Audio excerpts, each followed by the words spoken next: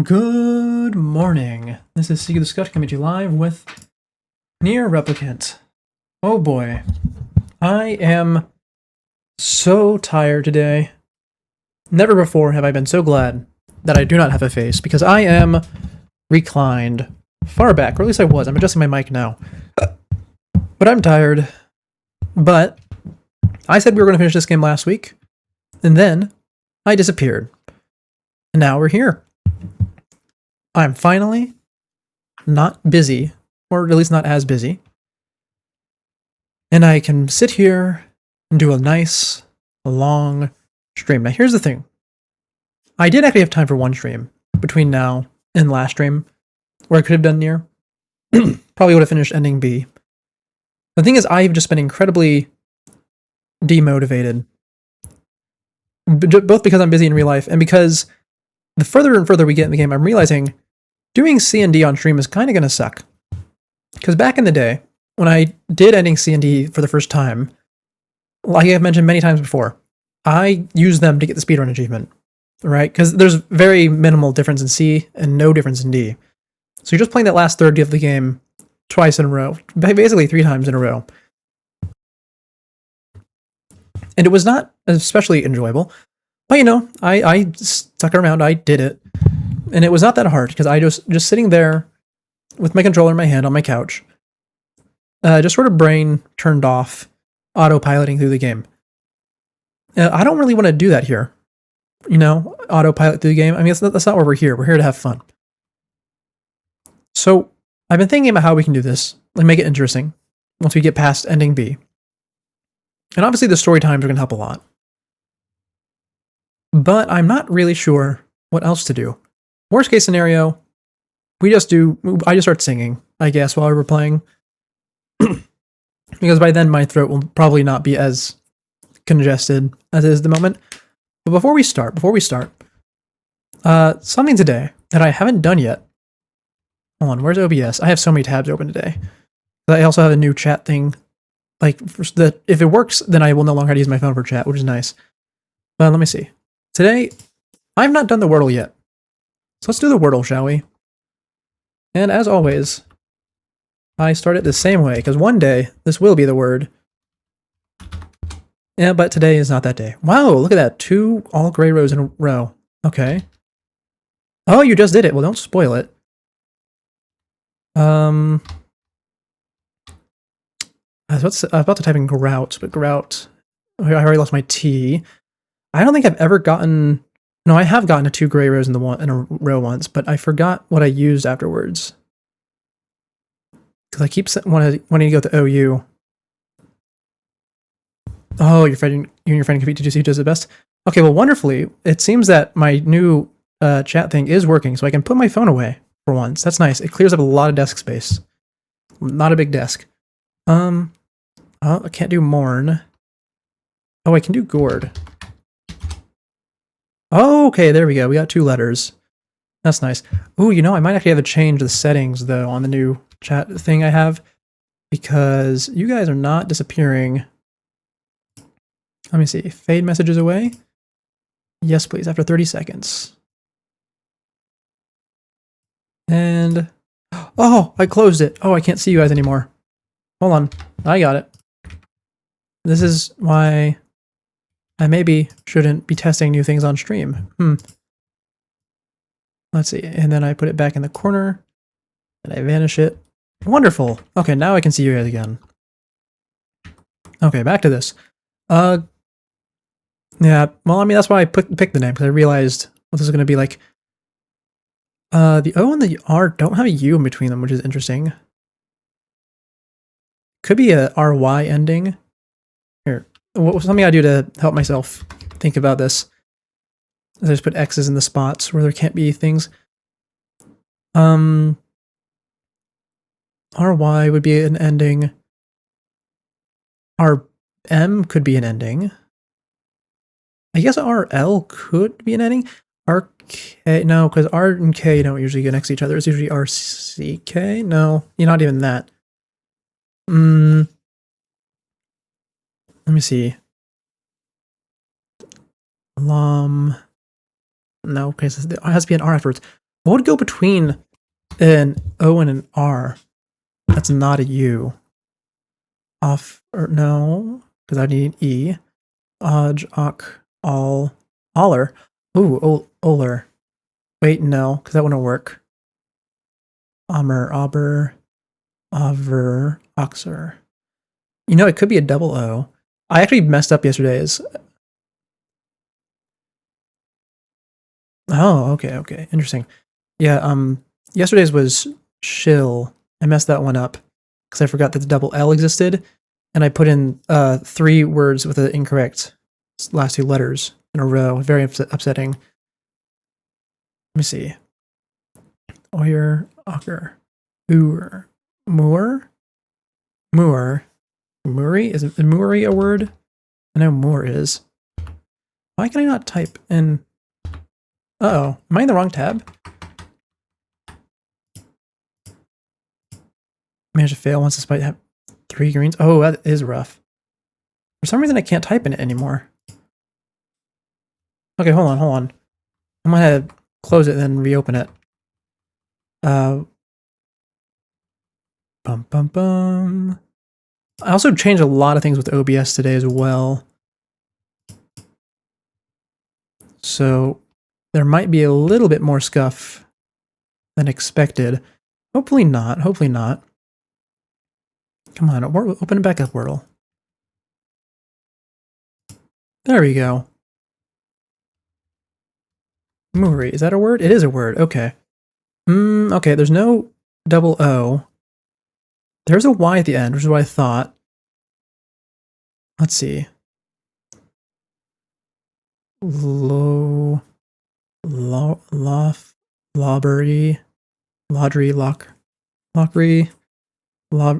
lovery. That does not sound real. Yeah, thought so.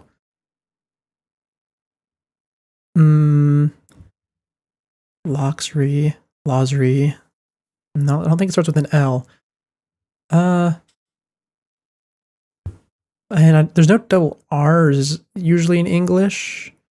I mean, like, occasionally they'll throw in a word that's not English. I remember they put in Elfine once. In fact, that was just earlier this year.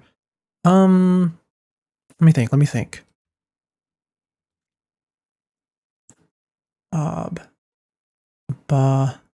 Bowlery. No. Lu. Kaja. Joe? No. Oh. Usually I type these out, but I'm just saying them out loud today since that works. Oh, hey, look, we have our first bot. Pretty early on. Get out of here. Bye-bye. Oh,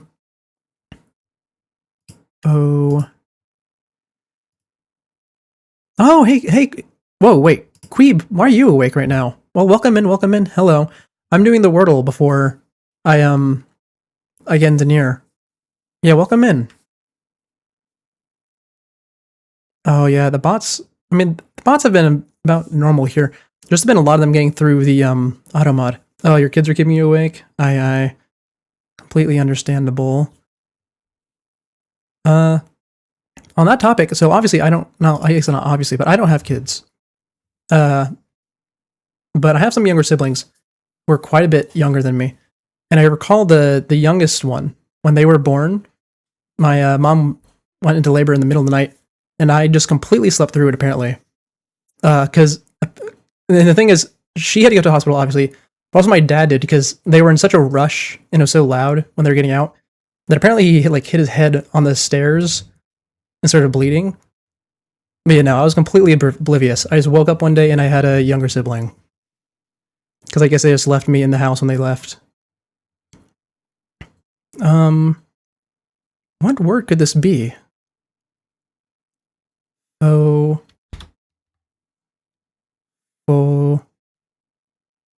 Folry? Folry's not a word, is it? I feel like this is gonna be a weird one. I looked over at W, but Oh, this is such a weird one because all the letters I would think would go in between O and R are gone already. Offery. Offery. No, because it can't even be like based off of offer. Because F couldn't be next to itself. Well, I think we might start just brute forcing it at this point. Fulry. Fockery. Fodry. Because this is a weird word. Oh. Yeah, it can't be that. Oh, wait, no, I thought, in my head, I thought foyer, and then I realized the last two letters are wrong. Oh, what could this be? I know, brute force is the worst. I hate doing it. So I've been so sort of sitting here, saying the things out loud, trying to see if anything makes sense to me. I don't want to do this. Oh, you think you have it? Go ahead and spit a suggestion. I do not mind. Fosry. No. So it doesn't start with F. Lorry. Oh, I forgot that was a word. Yep, that's definitely it. Yep, there it is. Oh, I always forget that one's a word. Oh man, and I had written off in my mind double R's earlier. I even said out loud, I don't think English has double R's that often, but no, I guess it does. So there is Wordle for today completed. So I guess we can get to the game now. Here, let me close out the Wordle. Hey, that's a good one though. It's just the one that you don't hear a lot in American English. I don't even remember the last time I heard someone actually say lorry in American English at all, ever. Have I? I don't think so.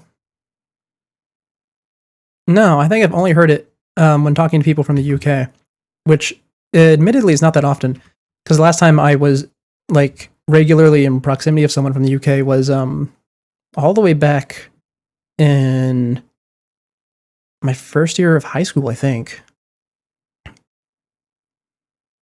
Yeah, it's definitely a British thing. Definitely a British thing. Yeah, I haven't. Oh yeah, I've kind of fallen out of touch with my my friends over there. But you know, I've definitely heard the word, just not at all in recent years. But today, oh right, I had to go over to OBS so you guys can see things. Hold on, it's been a while since we've been here. Give me a second. I reorganize everything. Where is it? Game scene. Is this game scene? It should be. Why is game not showing up? Is OBS being slow? Okay, OBS is just being slow. So, like I mentioned earlier, we have some new OBS settings because I finally went out of the way to update it, and it changed the way things look. Because that's how long it's been since I updated it. Because I mentioned you guys previously, I had a horrible experience last year where I updated OBS and it changed my my streaming server. And I didn't notice, and it made me have the worst stream ever because, you know, 10-minute delay, 2 FPS. It was horrible. So I just haven't been updating it. I finally did. So we're going to hope that things are working good. Now our goal today is very simple. Beat this entire game. We are going to be here for a long time because we have, here, we can check our progress. We figured this out last time. Yeah, we have 2 sections here that we need to get through. You can't hear the game. Okay, well that is immediately an issue. Because you guys should be able to hear the game. Oh, God. Okay, hold on. I know how to fix this.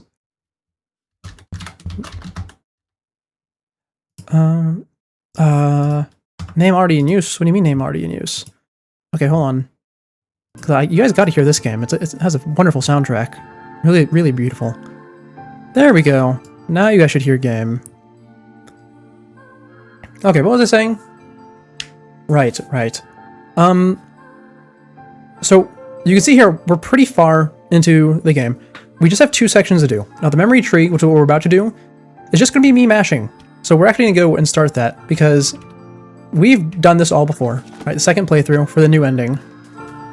And memory tree is completely unchanged. There is no additional content. And since the gameplay is just mashing... Oh, hold on. Do I have to actually go over to the tree? I do, right, because it's the second memory tree. But yeah, because the gameplay for Memory Tree is just the visual novel section, and because it's exactly the same, Hang on. we're just going to mash through it while I talk. Does that mean? Now, there is one unfortunate component of the visual novel section in the second round of memory, or I guess technically third round of Memory Tree, which is that you actually had to choose the correct options, which means if I get really into conversation, I might end up looping us in circles over and over, which I don't want to do. So I'll pay a little bit of attention. But as far as my plan is, whenever we get to the second and third playthrough of the day, which would be the because second, third, fourth is the interesting one. Fourth is the good one that we will pay full attention to. But second and third, very boring. So we'll do our weapon stories, because that was the plan from the beginning. We'll do our few story times we have left. I know there's at least one. And then during... I think green was the color of Lost Envy. This is asking about the girl's eye color. I don't remember. Oh, I got it wrong. Come on. Okay, it's fine. We'll figure this out by the time we come here the next time and the time after that. What was this? What was I going to say? Oh, I was going to say something. Oh, now I've forgotten. And I'm not mashing anymore. I need to keep mashing. Right, during the second to final playthrough, which is the one where there is literally 0 changes made to the game, other than enabling the last speedrun achievement, I think I'll probably actually just do karaoke or something. Because the thing is, I would like to draw, but I can't exactly draw and play Nier at the same time. So I did go ahead and get that pulled up, which is one of the reasons why I have even more tabs open than usual. But, I feel like I keep saying but today. That's not a good habit to have. Oh, it feels so weird. I keep okay, hold on. Can you guys even... you guys can kind of see when I turn my head. That's what the little wiggle is on my little guy. Does she have blue eyes? No, she had brown eyes. Okay. Yeah, every time you see that little wiggle, it's me trying to look over at chat, but chat's on screen now and not on my phone. So I keep looking over to where my phone usually is, and it's just not there. It's so weird. Oh, I've gotten distracted. I was going to say something. What was I going to say? I'm not sure. I'm a little bit scatterbrained today. I should bring up why. I mentioned earlier that I was really exhausted today. The reason I'm so tired is because I've been relearning Spanish since the beginning of this year, right? I used to speak Spanish. I was pretty good at it. Okay, well, I wasn't good at speaking, but that's not because I was bad at Spanish. It's just I'm bad at speaking in general. Or at least I was. But, I've been relearning it, and I might not need a test today, because I'm considering doing a class if my self-study isn't doing well. Why I did the test, see if my self-study is good. And I can say that I'm doing good for how little time I've spent on it, but also the test was the most infuriating, overwhelming, horrible experience I've had in years. So, the way they did it... What do you mean? Oh, they change it every time. Oh, I actually have to read it. Oh, this is horrible. Okay, well, I'm trying to tell you guys about something else, and now I'm... Okay, no, I'll just try and pay attention, I guess. A little bit of attention. But, okay, I actually have to read this and talk now. Oh, this is gonna be horrible. Oh, man. This is cruel. Because I was right, though. I was right. It was green the first time. They've changed it, though. What was I saying? Right, so the test. The way it worked was very simple. There's a computer. You're doing the test digitally. And the screen is pretty much all white. And in the middle are 4 bubbles, A, B, C, and D. No text next to them other than the letter. And then 2 people, or sometimes 1 person, speak in Spanish for about 2.5 to 3 minutes. Green eyes. Okay, got it. And once they get to a stopping point, the audio pauses, then the narrator reads out options A, B, C, and D in Spanish, and then you have 10 seconds to choose your answer before the talking continues. This was so extraordinarily overwhelming. The second the first section of talking stopped and they started listing out my answers, I could immediately tell I was going to do horrible, because I could barely remember what the conversation topic was about when they're reading out all 4 potential answers to me, and 3 of them are wrong. I hated it. Oh, it was so bad. So I was just sitting there for like 2.5 hours, suffering through the first test, like standardized test I've done in years, and it's so bad. Oh man, because here's the thing. Back when I was in school, I did take Spanish in school. That's why I learned Spanish originally. It's green. Okay, what was the next thing? I don't remember what the next thing was. I'll actually read it. But, so back in school, when I was taking my Spanish originally, and we did the tests, the very final year I was in school, we had laptops, or computers, but the computers were used for our final exam, because we were doing like an actual, like, certified third-party exam thing that you can get a certification from, I guess. I'm not really sure about the whole thing. It's been a while. But, I didn't do great on that one either. Oh my god, my controller is dead. Okay, hold on. Let me grab my charger. I'll keep talking when I come back. This should take no more than, like, 10 seconds. Okay, I'm back. I'm under my desk plugging it in. Oh, my poor power strip. It is so full. Okay, I'm back. So the way we did the test back in school, and the reason I did so poorly on the speaking section was that it was the first time in my entire life that I was talking into a microphone. Oh god, I didn't read. Her daughter and 33 friends. Okay, I got it. What was I saying? Right, very first time actually talking into a microphone, without ever, staring at someone, and it was so awkward. I mean, you guys probably have experienced something similar, but it was so weird. I just couldn't, make words word. So I was just sitting there, trying to form the most basic of sentences over and over, unsure of how I should be talking into a microphone. And it was rather miserable. Now, I did good, by the way, in case you're wondering, on that particular test all those years ago. At least on the other sections. On speaking section, I did abysmally. Oh, is it over? I think it's over. I don't care. Oh, it's over. Okay, yeah, okay. You know, that was a lot shorter than I thought it was. So in that case, we just had to go to the area.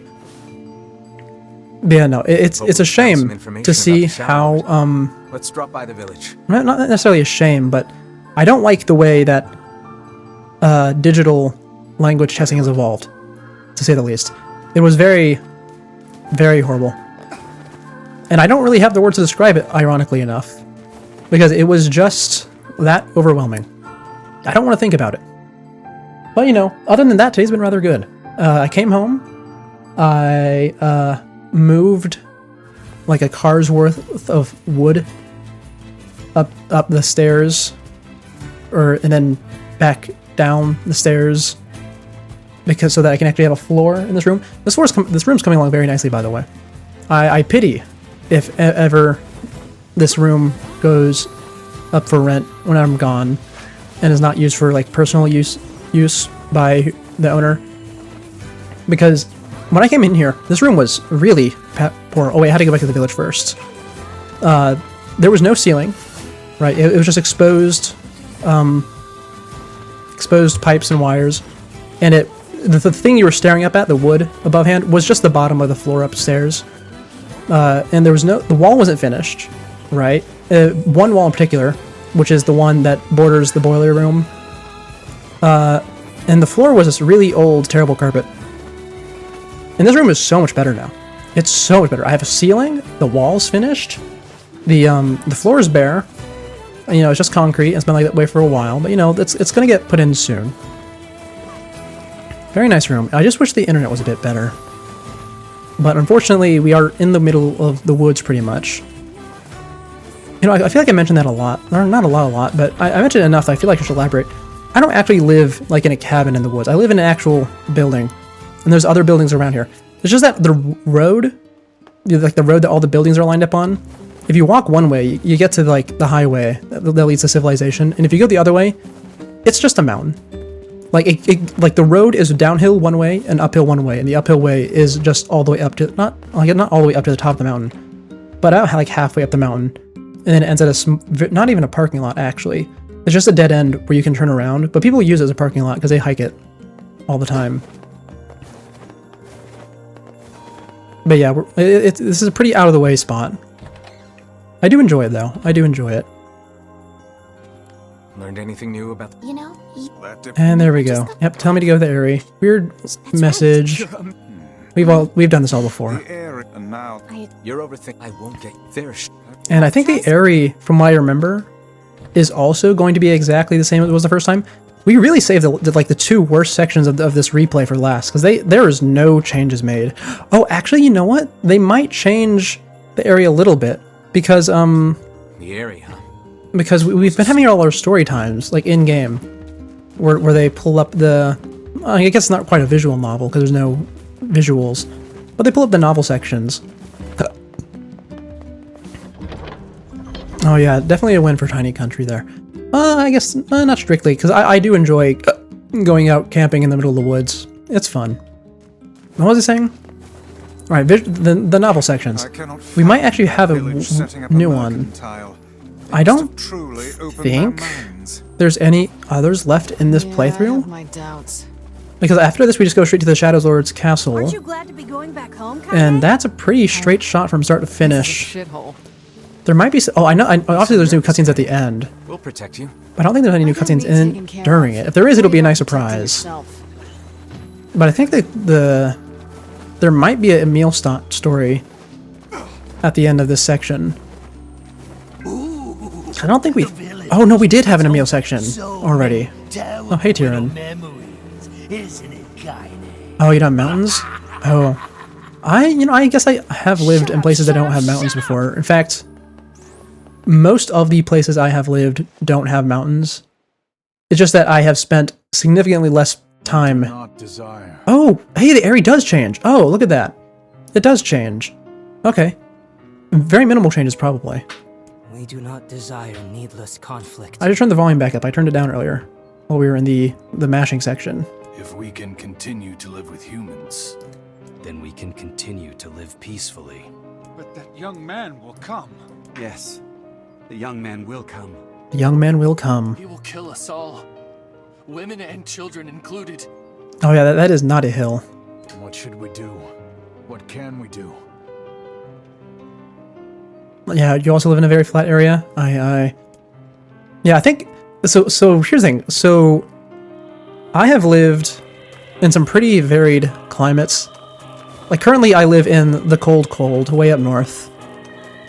And I've also lived in desert and swamp.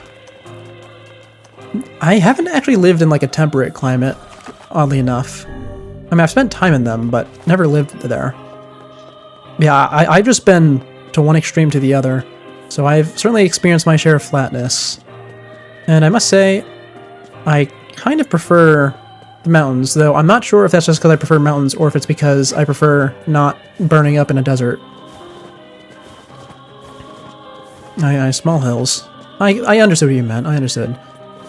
Anyway, the area, minimal changes. I thought there wasn't any changes. There turns out there was that one tiny scene. The most significant thing about that scene is that it shows Nier's reputation as very violent, and a shade killer is spread pretty far. Oh, I had to go talk to the village chief. This place is always an amazing to navigate. You know, we did the same thing last time when we were here on the previous playthrough. Is that we ran straight over there to the new shop. Oh, it's a 170. Wow, that is tiny. Yeah, last time we ran straight over to the new shop as well. I guess I'm getting rather ahead of myself, because even though this is a very short section of the game, it is very memorable. The fact that I remembered both times to run straight to the shop. This is back to the entrance. Oh god. This area's navigation is so confusing. I bring it up every time we come here. The thing is, I don't even bring it up from the game perspective usually. I bring it up from a lore perspective. Because I have no clue what this village is supposed to be like in lore. Because obviously everything is downscaled, right? You can't, like in lore, it takes Nier an entire, like half of the day to go across the northern or southern plains. But what the heck is this supposed to be in lore, right? Obviously it's bigger. Probably more dense housing. But they talk in the stories in game about Kaine's past, about there being land with dirt that the children play on, and I don't think they're talking about that little tiny cave over there, because they would probably mention that. So this area always confuses me so much. And is it usually, you know, this is just a suspension of disbelief thing, you know, just don't think about it too hard. But I mean, you guys have seen me or heard me talking about this game. I think way too hard about it. We spent probably 20 minutes just staring at young Nier's outfit before we lost him, dissecting it and how weird it is. Admittedly, we haven't done the same thing for the adult Nier, because adult Nier's outfit actually makes sense, right? It makes sense, it looks good. I mean, they both look good, but this one actually makes sense, practically speaking. Hold on, if we get close to a wall, I can actually zoom in on him more. And we're going over to a wall anyways. Are we? Maybe. Is there an invisible wall here? Oh, there is. See this wonderful, beautiful outfit? I mean, it's not practical from the standpoint of the fact that he is a warrior who fights shadow monsters for a living. But, you know, he's clearly not hurting on money anymore. Oh, it looks so good. I'm sorry. I'm just admiring it now. It's such a good outfit. Oh, hey, Kirk. Welcome in, welcome in. Oh. You know, I've actually been thinking a lot recently about, getting back into cosplay. Because I haven't cosplayed since I was since I was in high school. In case you're wondering, in high school, I was Kakashi from Naruto. But that's aside to the point. The point is, I've been getting back into, or thinking about getting back into it, because there are certain things I want to do, and oh man, adult Nier's outfit is so good. Like, it's also would be so insanely expensive to do, not because like the pieces are hard. Like you can see, there's just like a regular white pants and white shirt with all this stuff on top of it. The issue would be this embroidery. I'm doing very good right now. I was venting a little bit earlier, but right now we're basically speedrunning this game. Also, these sleeves, I need to learn how to make these sleeves. Because the thing is, there's a lot of characters who have sleeves like this, like detached sleeves that tie up the arm.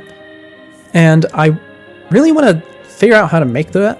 I mean, obviously, it's not too hard, right? You can see, you guys can't see my mouse, I don't think. You can literally see the strings that are holding it together. But I've never actually done anything like that. In fact, I'm rather abysmal when it comes to fabric handling. Solely due to the fact that I do not practice it in any way, shape, or form. We came to as you're the There was a brief period a few years ago where, my mom, I think? No, maybe it was my dad. One of the two of them. Went through like a crocheting phase, and we made like a huge basket of hats and scarves and stuff. But I have not touched like fabric handling activities since then. At the very least, I'm confident I'm not going to stab myself over and over. Anyway, it's time to start the fight. letter. So Now, notably, I don't know if I brought it up last time, but I love the boss design here. Basic stitches of buttons. Aye. But, yeah, are these guys gonna be upgraded? No, they're about the same. it's a trap. Okay, really quick pre-fight. Oh, hold on, do I have any... I don't think I restocked on healing items. I always forget to do that. And I think I do need to actually kill them. Hold on, is there a lock-on button? It's been a while. There is a lock-on button. Wonderful. You guys sure are taking your goddamn time. Oh, hold on. I don't want to fight the actual people. Do I actually have to? I think I do. That's fine. We can talk about the lore of this in a minute. Carnival of murder. Oh, Tyrion's talking again. You know, I kind of wish Tyrion was a more active part, because he's one of the few new things in this playthrough, But not all of them. is being able to hear him. So be careful. Because I've mentioned previously that canonically the only person who can hear him talking is Kaine. What am I hearing right now? Oh right, I had to go up there. Not up there. But yeah, Tyrion is very, very quiet through most of the game. I think he talks a lot during Kaine's... Oh, right! We haven't done Kaine's... Wait, have we done Kaine's fake-out death yet? I say Kaine's fake-out death. She has so many fake-out deaths. Like, so many. I always bring that up, and I always complain about it. Okay, yeah, go ahead. Kill the innocent lady. We'll watch. I guess she's not innocent.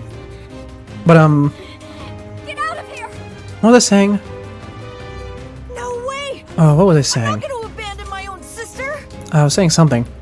Oh, I'm so... I mean, I keep saying I'm so scatterbrained Don't today. be fooled I'm by scatterbrained this every lady. time I come She's here. a shade. Right, that's kind of the thing with me.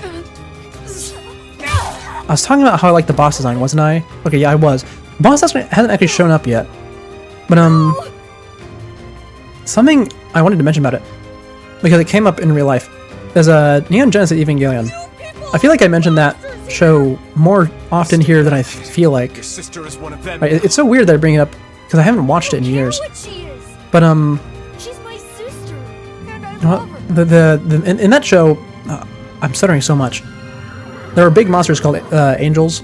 They're like the main antagonists for the most part, other than the other people. And the boss. Oh, this is another fake out death. Hey, look, we were just talking about that. Oh, that's what I was talking about. I don't like it. I don't like how they do so many fake out deaths with Kaine. Oh, and the reason I brought that up was because we were talking about Tyrion. I feel like they only used Tyrion during that first fake out death with Kaine.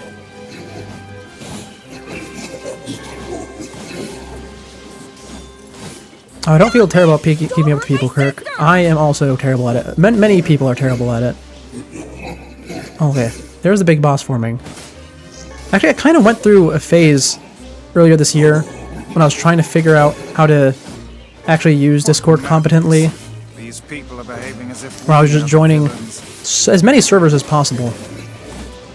And I quickly found that I am not that great at keeping up with that many conversations at once. I mean, I enjoyed it, right? Having, like, being literally in 8 conversations at once simultaneously. I remember on that particular day, but it also got overwhelming really quick, so I just sort of stopped interacting and just started lurking everywhere. And then I'm quite fine with that. Just lurk almost everywhere. Just show up with some art every now and then. Actually, I've done art for both of you very recently. Did I just one-shot that mini-boss? Oh my god, the DLC spear is a bit overpowered, I think. I mean, we came to that conclusion last time. But, yeah, very strong DLC stream. DLC stream, what am I talking about? DLC spear. Oh, right, and here's the boss. Oh, I love it so much. Oh, it's just a big orb. Where it's a big orb that turns into a big eye. Which I guess eyes are big orbs. Oh, hello. Yep, and you were the reason I brought up Evangelion, because you kind of look like something that straight out of Evangelion. Actually, there's one particular angel that looks almost exactly like this. I don't remember their names, because they all have... Like, they don't say their names in the show. I think they just say their names like in art book or something, or the video game probably. But I didn't have a PS2, so I never played the game. Oh, we can actually understand it. Our village, our world. Where am I? Who am I? Oh, yeah, okay, so we can actually understand Shade speech from this thing as well. I feel something from within. But yeah, the particular enemy that this looks a lot like is, it's a big black and white sphere, and its whole gimmick was that it's a 4-dimensional creature. So every time they were attacking it, they were actually attacking its shadow, because it casts 3-dimensional shadows. It was very odd, like most of the enemies in Evangelion, but I liked it. It was cool. Did spear work good in this fight? I think they did. Oh, they did. Yeah, because you can punch straight through the orbs. I think that... Oh, I hit the... I didn't know there's hard caps on the damage. We brought up last time how there's significantly increased defense on the enemies. Oh, that's the wrong button. While they're in the middle of dialogue, but I didn't realize that there was a hard cap on the damage you could do. I think those are actual people. Hold nothing back. Oh, right, you know, last time, I guess we did know, because last time we were fighting, Luis, and we actually damaged her so much during one of her phases that she healed herself automatically, which I didn't know they could do either. But I guess that is a hard cap in a way. Why did they make Luis heal herself? If this one just has a regular cap on its HP. Obviously, the cap's removed now that the dialogue's finished. But it did just have a straight-up cap on it for a second. That's so weird. This game makes so many strange gameplay decisions. And the thing is, I can't even blame them all on it being a remake of a really old game. Because this is 100% a remake decision. There is no way any of the bosses had an auto heal like Luis did in the original, because Luis wasn't even in the original. Luis is a remake exclusive boss.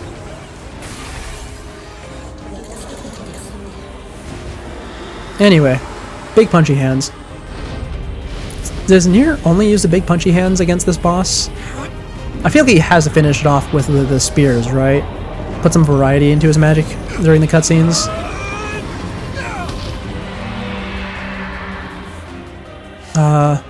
Oh, actually, I think Emil finishes it off. Does he? I mean, I know he does, because that's like the whole point of this section. That's why it's called Sacrifice. Not that Emil dies, but he like kills it and has a lot of collateral damage. Big laser blast time? Oh, right. Okay, we do use the spears during cutscene. I remember now, because we go into its back and we shoot it there. Look out! Something's coming! Okay, run.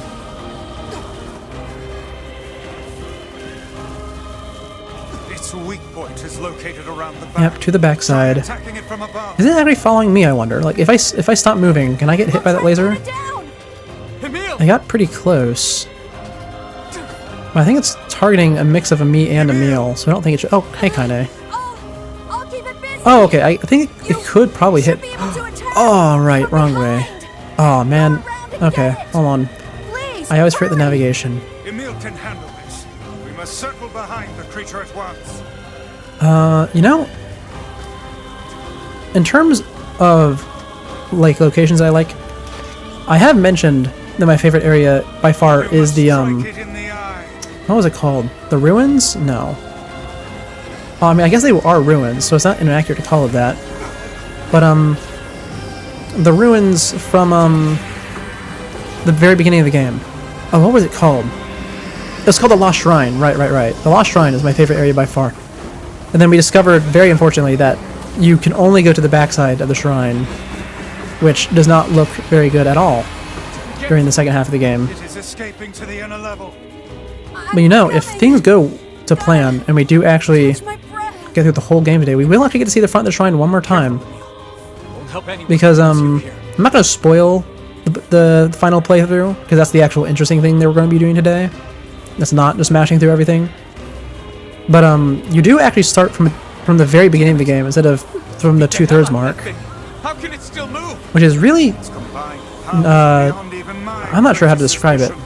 I mean, it's refreshing, to say the least, you know, because we're going to be doing this fight 3 times today. This is the first time. And it'll be nice not to have to do it on the last playthrough. But, I'm not sure how to describe my feelings on the start of the final playthrough. Come on! Help me take it out! I mean, it's weird, to say the least. Because a lot of people who play these games already don't do the additional endings, either because they don't know about it, which is very unfortunate, or because they don't want to, like, replay the game. Which, in this case, in Nier Replicant, completely understandable. I also don't really want to replay this 3 or 2 more times at this point. But that sentiment kind of carried over to Automata. And Automata's replays are really, really good. If any of you have played Automata, or were there when we played Automata, you know that the 4, is it 4? 3, 4. I guess it's 3 playthroughs, but 5 endings. Because, oh, hold on, screenshot, button. Got it, nice. Okay, we'll read that in a minute. But, yeah, Automata has completely original playthroughs every single time. And whenever they run out of original playthrough content, but still have more endings, they just let you skip straight to the end, which is really nice. But because the beginning of the second playthrough is so similar to the first one, Gone. and because most people don't read the message at the end of the credits, I found that a lot of people don't even know that the other playthroughs exist, which is really, really unfortunate. Oh, hey, Taryn's actually talking during a cutscene. But, yeah, so it's really unfortunate, because the first playthrough of Nier Automata, it's good, don't get me wrong, but it's nothing groundbreaking. Right? The reason the game is praised so highly is because of the last playthrough, or just the other playthroughs in general. And so many people don't even know about them. Which, to be fair, I guess a lot of people know about the game without actually playing it because 2B is such a popular character for illustrations and cosplay, which is completely fair. She has a really great design. In fact, a lot of the characters in that game do. But I've seen people play Automata and then stop at Route A because I just didn't know. Also, I guess I've also seen people stop at the beginning. Oh, we do have a story time in this one. Okay, hold on. I'm gonna finish up my thought. I've seen people stop Automata right at the beginning because the beginning is not friendly to new players at all. It is actually kind of hostile. I remember when I first started playing Automata, like my very first playthrough, I put the game on hard mode because hard mode was not the hardest mode. Therefore, I figured it would be okay, which is probably what a lot of people did. But hard mode, as it turns out, is very hard in Nier Automata. And also, you cannot save during the tutorial. There is 0 save points, and the tutorial is like 40 minutes long. It's so long, and it includes a boss fight, and also an skippable cutscene at the beginning. So I've seen people just give up there at the beginning because it sucks so much. Most people, like myself, end up having to swap to normal mode, which is the right choice. I think that's kind of the reason why they did that. But also, I've seen people get all the way through the tutorial and then not make it to the first main objective, which is the actual tutorial on how to do side quests, because the map sucks. It's so bad. The thing is, it's not hard to navigate once you figure things out. In fact, it's not hard to navigate from the beginning at all. The issue is that when they put you into the city, they drop you on the rooftop, you go down the building, however you choose. You can go down the stairs or just jump down. And then you need to get to the resistance camp. And your nice square plaza full of grass in the middle of the city. And the line straight from where you are, straight to the resistance camp, is blocked. You cannot get through there. Because there is an alleyway that is barricaded up. So you have to go around.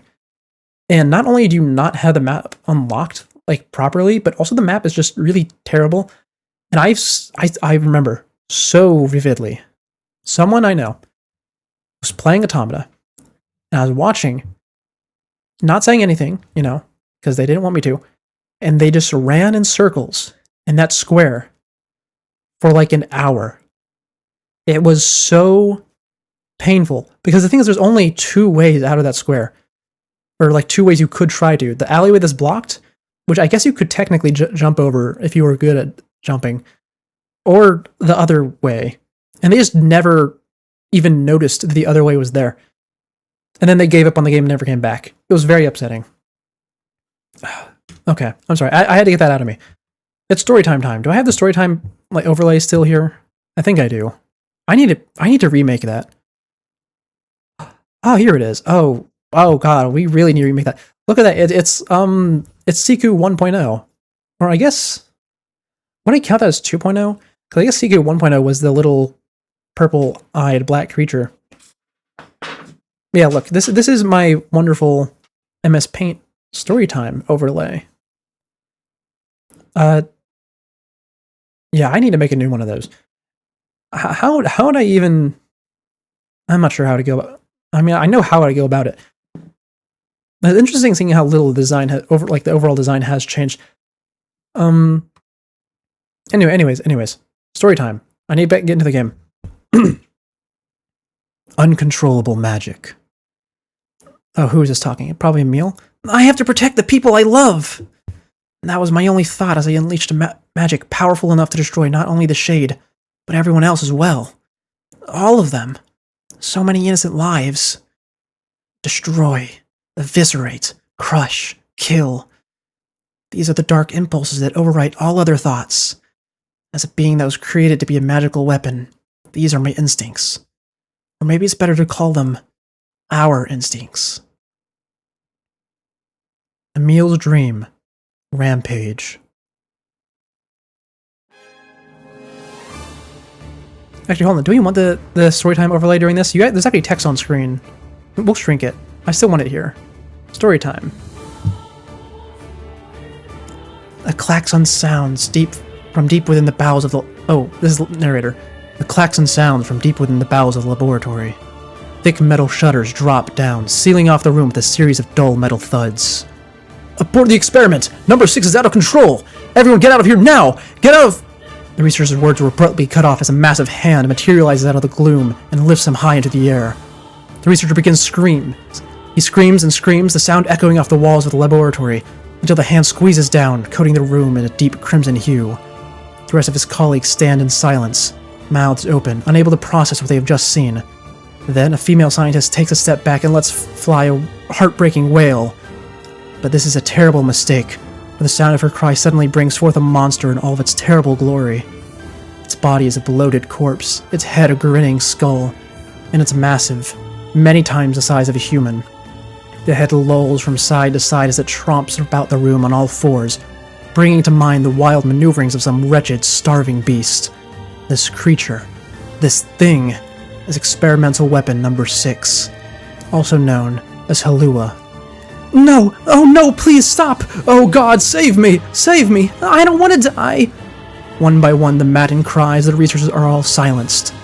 When number 6 understands their petitions, it pays them no heed, instead continuing its rampage of destruction and slaughter with a focus that borders on obsession. After an eternity, the screaming stops. The alarm falls silent, and only then does that creature make a sound, howling out with an unfathomable roar that echoes up and down the empty halls of the blood-soaked laboratory.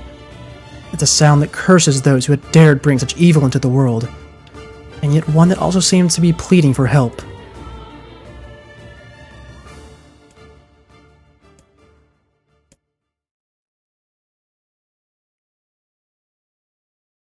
Two sets of footsteps echo in an otherwise silent corridor in the first level of the laboratory.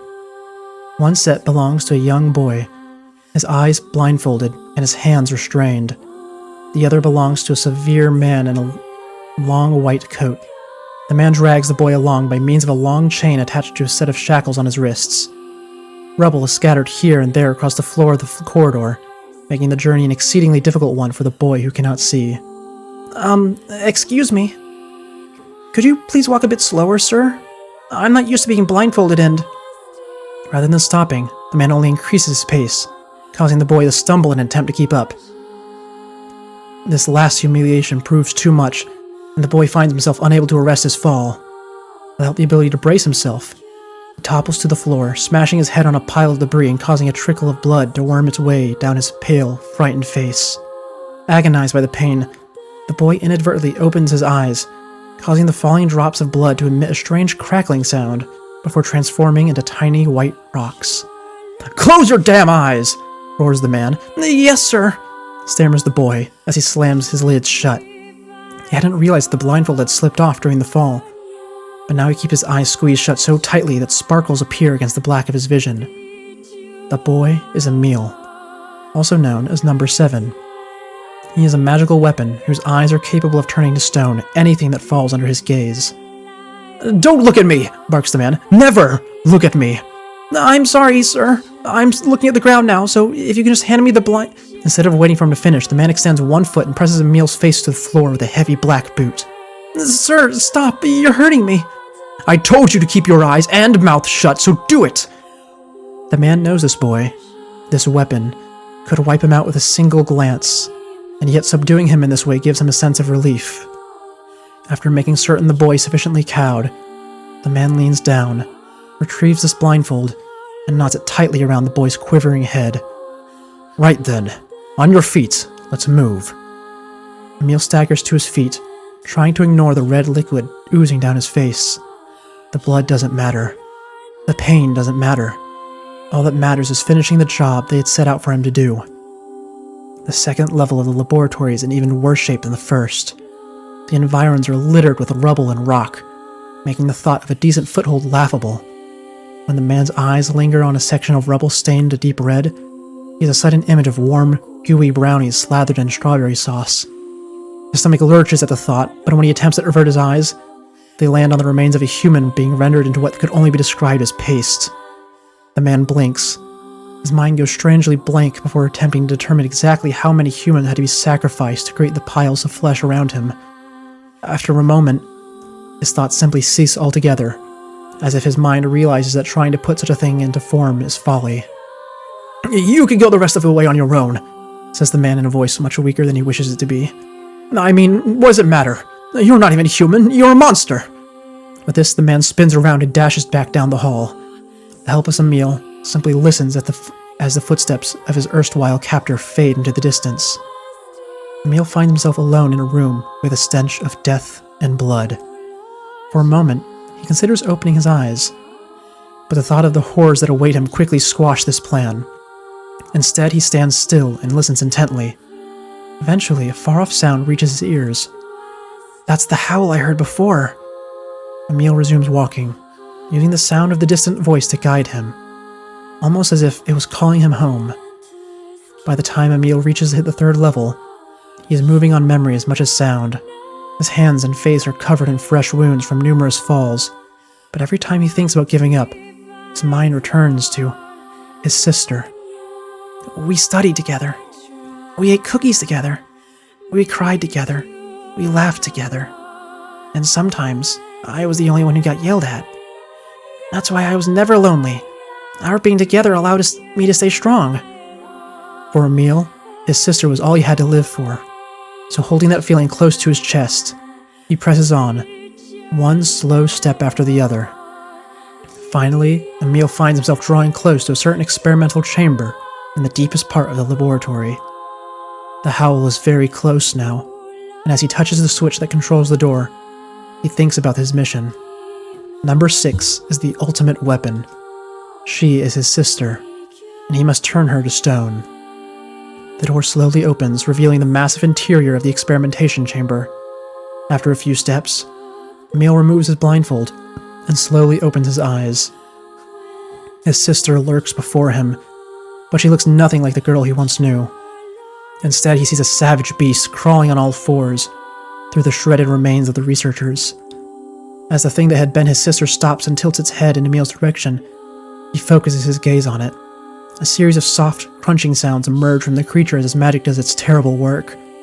First the fingers, then the hands, arms, legs, head. What little color the beast once possessed fades to a dull, ashen gray, and yet somehow, it summons what strength remains and pulls itself towards Emil one slow, lumbering effort at a time. Wailing, the massive monstrosity closes in. Is she worried about me? Or is she coming to kill me? Emil feels prepared to accept either outcome. After all, this was his older sister, the person he loved more than anyone else in the world. Halua, The moment Emil speaks, Number 6 comes to a sudden halt. Silence descends on the chamber as the siblings stare at each other. I'm sorry, Halua, but everyone says you're too powerful. They say it's too dangerous unless I seal you away. I'm so sorry. As Emil watches her body begin to turn to stone once more, Number 6 simply waits in utter, perfect silence. I'm sorry. I'm sorry. I'm sorry. I'm sorry! The moment Number 6's petrification is complete, her memories flood into Emil's mind. The two of them huddling together in the cold, all alone in the world, with no one to protect them. All she wanted was to save her little brother, and yet it was that little brother who, in a sense, saved her.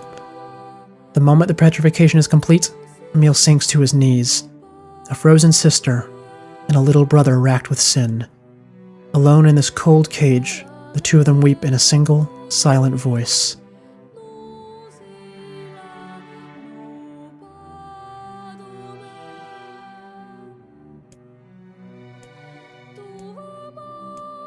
It was our combined power that destroyed the Aerie. The whole existences, entire families, even their memories. We took it all. We took everything. My sweet, gentle sister turned into a monster. And the same thing will happen to me now that I have her power. If my instincts as a weapon win and destroy me in the process, if that power ends up hurting someone I love,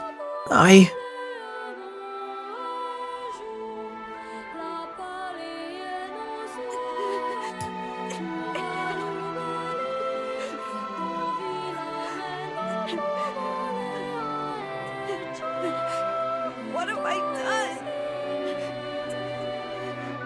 I killed innocent people. I killed them all. But you saved us. If it wasn't for you, we'd all be dead. We owe you. But It's all right.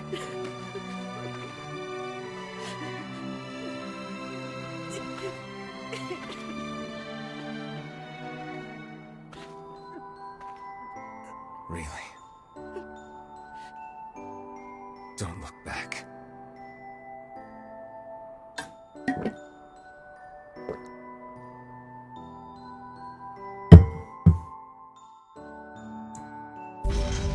And there we go, the final piece of the key has been acquired. And we can now head towards the Shadow Lord's castle, which will be the final area of this playthrough. In fact, it's the final area of every playthrough. We had best be off. Aye aye. Yeah. Now, notably, when it comes to our story times, during this playthrough, we don't have any external story times because we're doing all the ones that are in-game, because they're all brand new. They don't appear in the first playthrough. Except for in the Forest of Myth. And one of the story times I'd planned to potentially do was actually the adaptation of that story that exists outside the game. I wasn't sure if it got adapted in-game or not, but now that we have the confirmation, we won't do the external version. So that means whenever we get to their second playthrough... This is the last of them. Oh yeah, last one. Now we can... I know, we can mash through that. Yeah, when we get to our next playthrough, we will of course be mashing through all the dialogue, including the new scenes like that we just got. But we will have 2 external stories that we can read, and also all of our weapon stories, because I'm not gonna lie to you guys, I might have cheated off stream. I went into the save file and I edited it, and now we have every weapon, because I realized that actually going and getting every weapon and upgrading them all, which I guess technically upgrading them is not a requirement in the remake, but still, getting all the weapons is a massive pain. It is horrible. I went and I looked at the list of how I would go about getting all the weapons, because it's been a while. Oh, new scene. And I realized there's a lot of cutscenes, a lot of side quests we needed to do.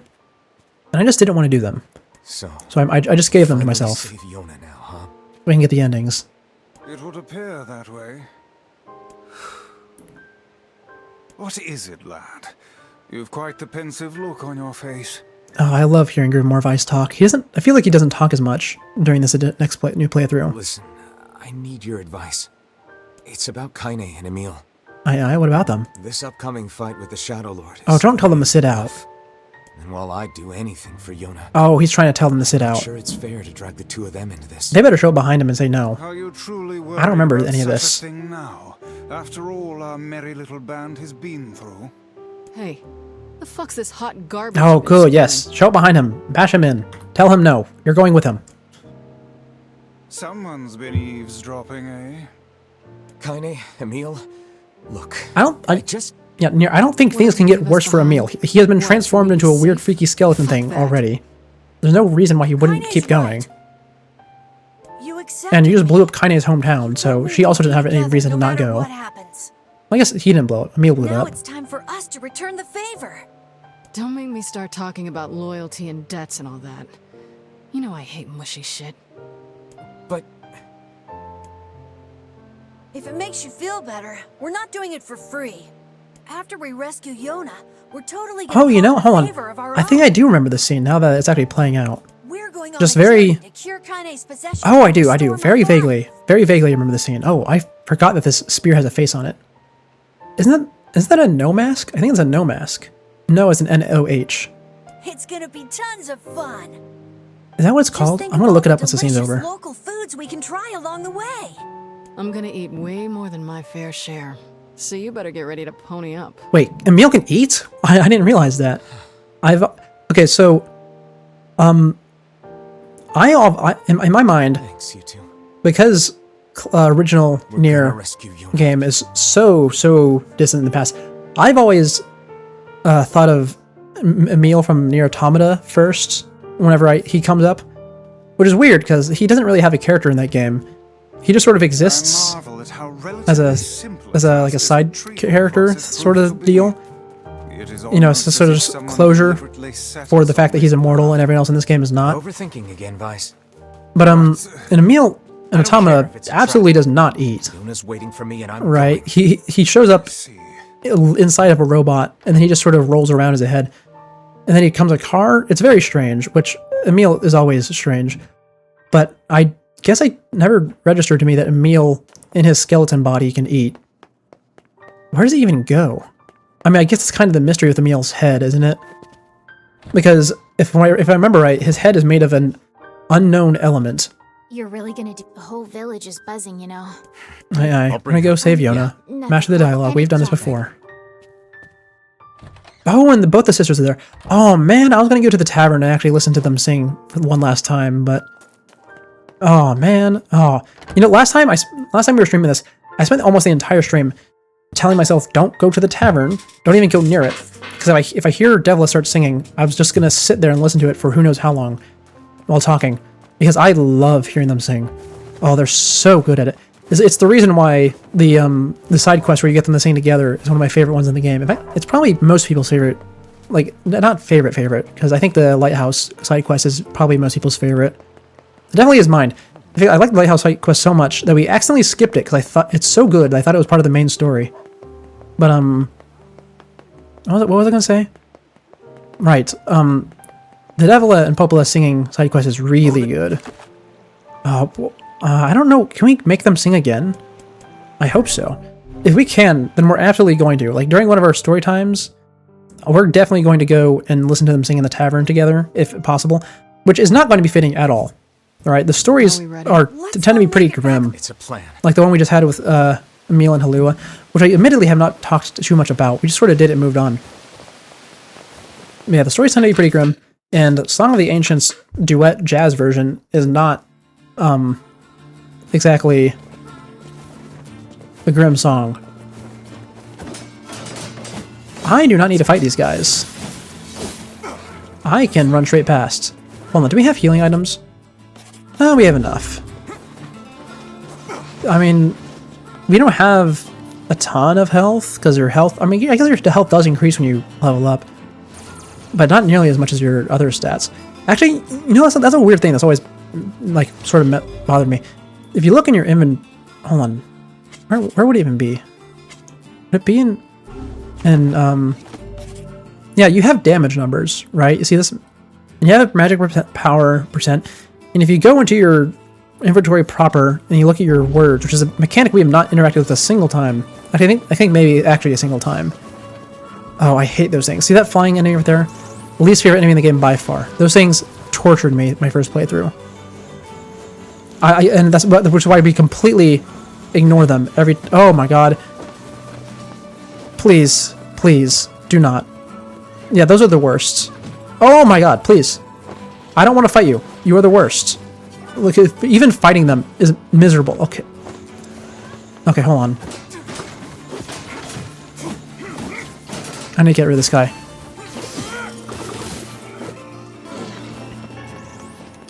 Where are you? So, these things are the worst. Because they are flying, and they are armored, and they use almost exclusively ranged attacks. And when, like me, you decide to do your first playthrough on hard mode, and they have a bajillion health, you end up like this, and you don't get anywhere, ever. And it's just the worst, especially whenever 3 of them pop out of the ground, because apparently 2 or 3 of them spawn right outside the gate of Facade, which is a farming area, I think. Oh, I hate them so much. Okay, I didn't kill it, but, you know, we pushed it away far enough that it's not going to shoot me on the way up. Oh, God, I hate them so much. Do not attack me. I see you're alive there. Oh, I'm sorry. Oh, I just have such visceral hatred for them. I hate that you're here. Get away, get away, get away, get away, get away, get away, get away, get away, get away. Be gone. Oh my god, be gone. I hate you. I know I'm supposed to be fighting enemies. I don't want to fight you guys. I just want to run past. Because we're going to be doing this a lot today. Oh, I hate it so much. Why did they have to give it armor? The armor in this game is so weird. I've brought it up before. Because here's the thing. The game... Hold on. Tutorials in this game are a random drop from enemies. Every single tutorial, random drop. They are, I don't, to my knowledge, they don't have any bias that makes them more likely to drop at any particular point in the game. So you could get to this section of the game right here and kill an enemy and get the tutorial on parrying. The only times you can't get a tutorial is like if the mechanic it teaches you has not shown up yet, like armor. So the first time I played this game, I did not get the armor tutorial for a really long time. And even to this day, I have the armor tutorial, or at least I think I do. But I still have no clue how to deal with it. Do you hit it with magic? Do you hit it melee? I have no clue which one it is. And honestly, I don't really care because armor is a really terrible mechanic in this game. For enemies, I mean. Because they just have it. And when you hit them either with melee or with magic, one of the two, I don't remember which, the armor breaks off and they take more damage. And while they have it, they have such absurdly high damage resistance. It's so terrible. That's why during my first playthrough, my strategy was so boring.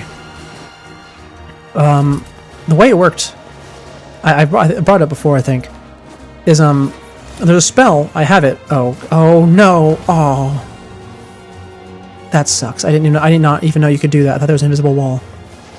But yeah, there's a spell called Dark Execution, because all of the spells have edgy names, and it makes spears shoot out the floor around you. And whenever the enemies get speared up, it doesn't do too much damage, but then they fall on the ground and they stay there for like, I want to say a second and a half. During which point you can run up and do a finishing blow on them, because it's being knocked on the floor is like considered a vulnerable state.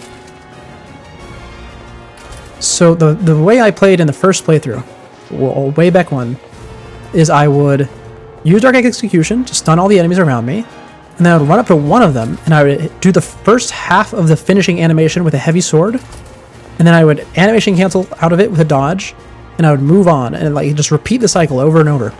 And the reason I used the heavy sword, and I only did the first half of the cycle, was because the enemies don't stay stunned from Dark Execution long enough to do the full animation, and the big sword, you can animation cancel out of it, and it still does a ton of damage because the animation is only 2 hits. So you do the 1 hit and then you cancel out, and that's still half the damage.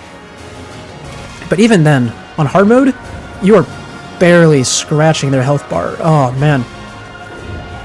So I remember I was doing the DLC for the game, which is just 3 really, really long enemy gauntlets full of super high level armored enemies who, by the way, some of which are unique to the DLC, or at least one of them is.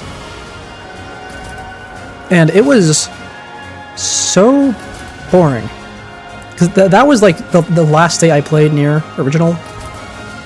Because that day was the boring day. I sat there and I did all 3 of the DLCs, and then I just played through the game 2 more times to get all the endings, and that was it. So I'm hoping that, well, not I'm hoping, one of my big goals of this playthrough, not just this playthrough, but this whole series, has been to make this game not that, which has mainly been accomplished by not playing on hard mode, because hard mode in this game sucks. It just turns everything into a damage sponge. Oh, man, I love this area. I wish we could see it fully built. Hold on, I'm going to gush about this area for a second. I want to stop being negative. I want to talk about how good this area is. It's so nice. The itty-bitty tiny remnants of the architecture you can see. And also the fact that the Shadow Lord's castle is somewhere here. I brought it up in the last playthrough too. I have no clue where it is.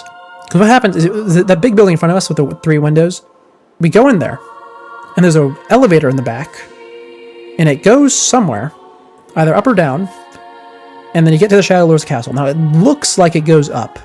Not because you could see it physically going up, but because when you get to the castle, the skylight is visible. But also there's nothing up there. It is blindingly white. So presumably there's some magic shenanigans going on there. And if everything down here is supposed to look like the Shadow Lord's garden does, then it probably looked really nice.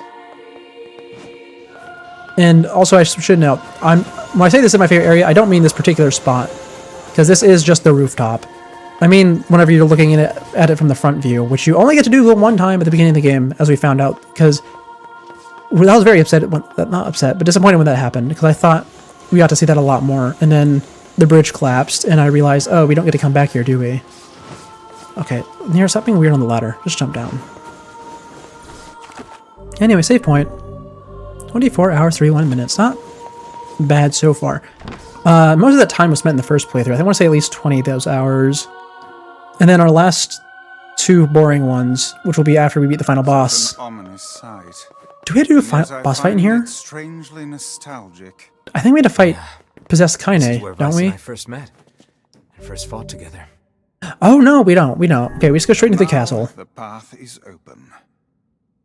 You know, I've never... Okay, I've said a lot of the times in this playthrough that I should go in and translate some of this text. Because this text is all one-to-one for English. I say that a lot. But yeah, it's one-for-one English letters. It's just in a different font, pretty much, called Angelic.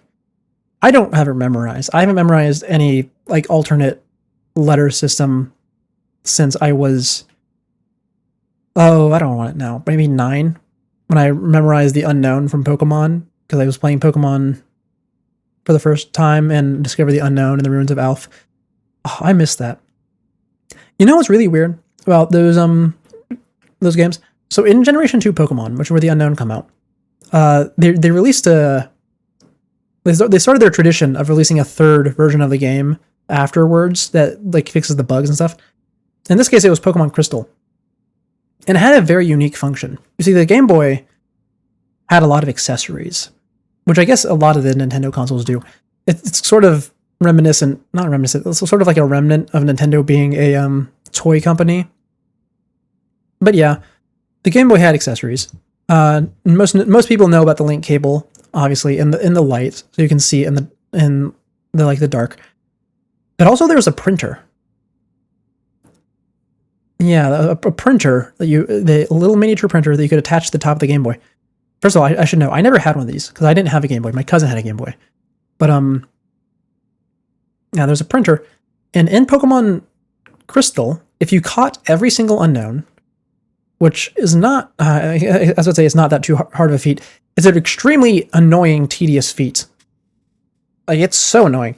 But if you caught all of them, then you unlocked the Unknown keyboard, where you could talk to a guy, or no, you use a computer next to the guy who gives it to you, and you can type in Unknown, like as though they were a keyboard, and then you can print them using the Game Boy printer onto a little tiny piece of paper. So odd, isn't it? And the reason I remember this is because that's the literal only thing I know that you can use the Game Boy printer for. I do not know a single other thing. I assume that there was a dedicated typing game that they released alongside the printer. Otherwise, it would have been a very poor decision to make, which it probably was anyways. But it's such a strange thing, isn't it? I think that's one of the reasons, though, why I felt compelled as a child to learn how to write in the Unknown letters. I don't remember it these days, though. Like, you can tell a lot of them just based on their shape, but some of them are weird. Anyways, moving on from that. Look at this. The elevator has opened. Magic's gone. I don't know why the magic gate's... Oh, the magic gate's still there because we don't have the key, right. Anyways, here we are at presumably the top of the elevator and past that giant door. It strikes me as weird that you just come straight into here. Also, hold on. This is the same... Hold on. I think this is actually a technical limitation thing. Because I just realized this is this exact same type of hallway that you go through as you do at the end of the Shadow Lord's castle. Because at the end of the castle, you go through this same hallway like 3 times in a row fighting enemies before the final boss. Oh, here's the garden. I love the garden. It's so nice. I just like gardens in general. I think there's like one garden here I remember, like outdoor one. It's kind of hard to have a nice outdoor garden here whenever, you know, winter comes around and kills everything. But it is nice. It is nice. Anyways, we're gonna do this puzzle. I'm and I'm going to comment on it like I always do. with the exact same thing, To whom which is that it's so confusing. speak? Now, for the most part, To whom does the true it's pretty form straightforward, show and I'll talk about it when we go through it, but there's one part that always confuses me. You must answer. It can talk! It can talk, Emil. I You're ask, right. Why did humans disappear? Right, from this is the it. world? This one right here. This very first question is so odd to me. I've always felt like it was wrong, like the answer. In fact, I remember the first time I played the game, I had picked up on a lot of lore already, like from other places and also from just reading everything in the game. I believe this is some And manner of I password. still don't know why it is the way it is. Password? Hold on, let them talk. Yes. The correct answer should grant us access to the castle. I feel confident I've heard this somewhere before. To whom does the true voice speak? To whom does the true form show itself? I ask, why did humans disappear from the world? You must answer. Okay, you see here? There are two options. Now, the way these riddles work is that they're pretty straightforward, right? There's always... So you, the player, are not supposed to know the first time around the answer to all of them. You're just supposed to guess that, oh, there's one answer that seems wrong and one that seems ominous. It's probably the ominous one, which is what's going on here. Because the answer, because their lives are short, is not why humans would disappear. In fact, as far as the first time player is concerned on your first playthrough, humans aren't gone. So you're going to choose the black disease and go, huh, wonder why that's the case. But the lore is, right, that there were actually two diseases, a white disease and a black disease. The white disease is white chlorination syndrome, and the black disease is the black scrawl. So a little bit of lore, since, I mean, we're at the end of the game, this is when we're supposed to be talking about lore, is, way back a couple thousand years ago, the world was normal for the most part. I'm not going to give a whole synopsis.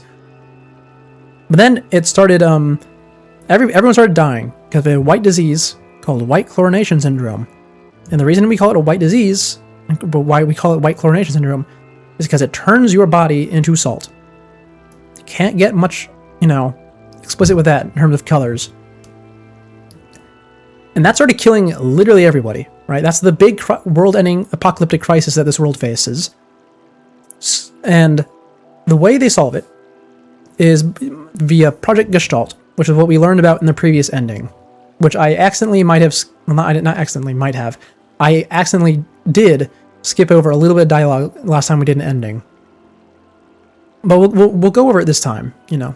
But for now, what you need to know is that Project Gestalt, basically, white chlorination syndrome can only affect things that have souls. So they took the soul and they ripped it out of the body, and they put it in the container, and they get, okay, well, we'll just wait until, you know, the disease goes away, and we'll have our androids, which most people don't know exist yet. Or I guess not, actually they do.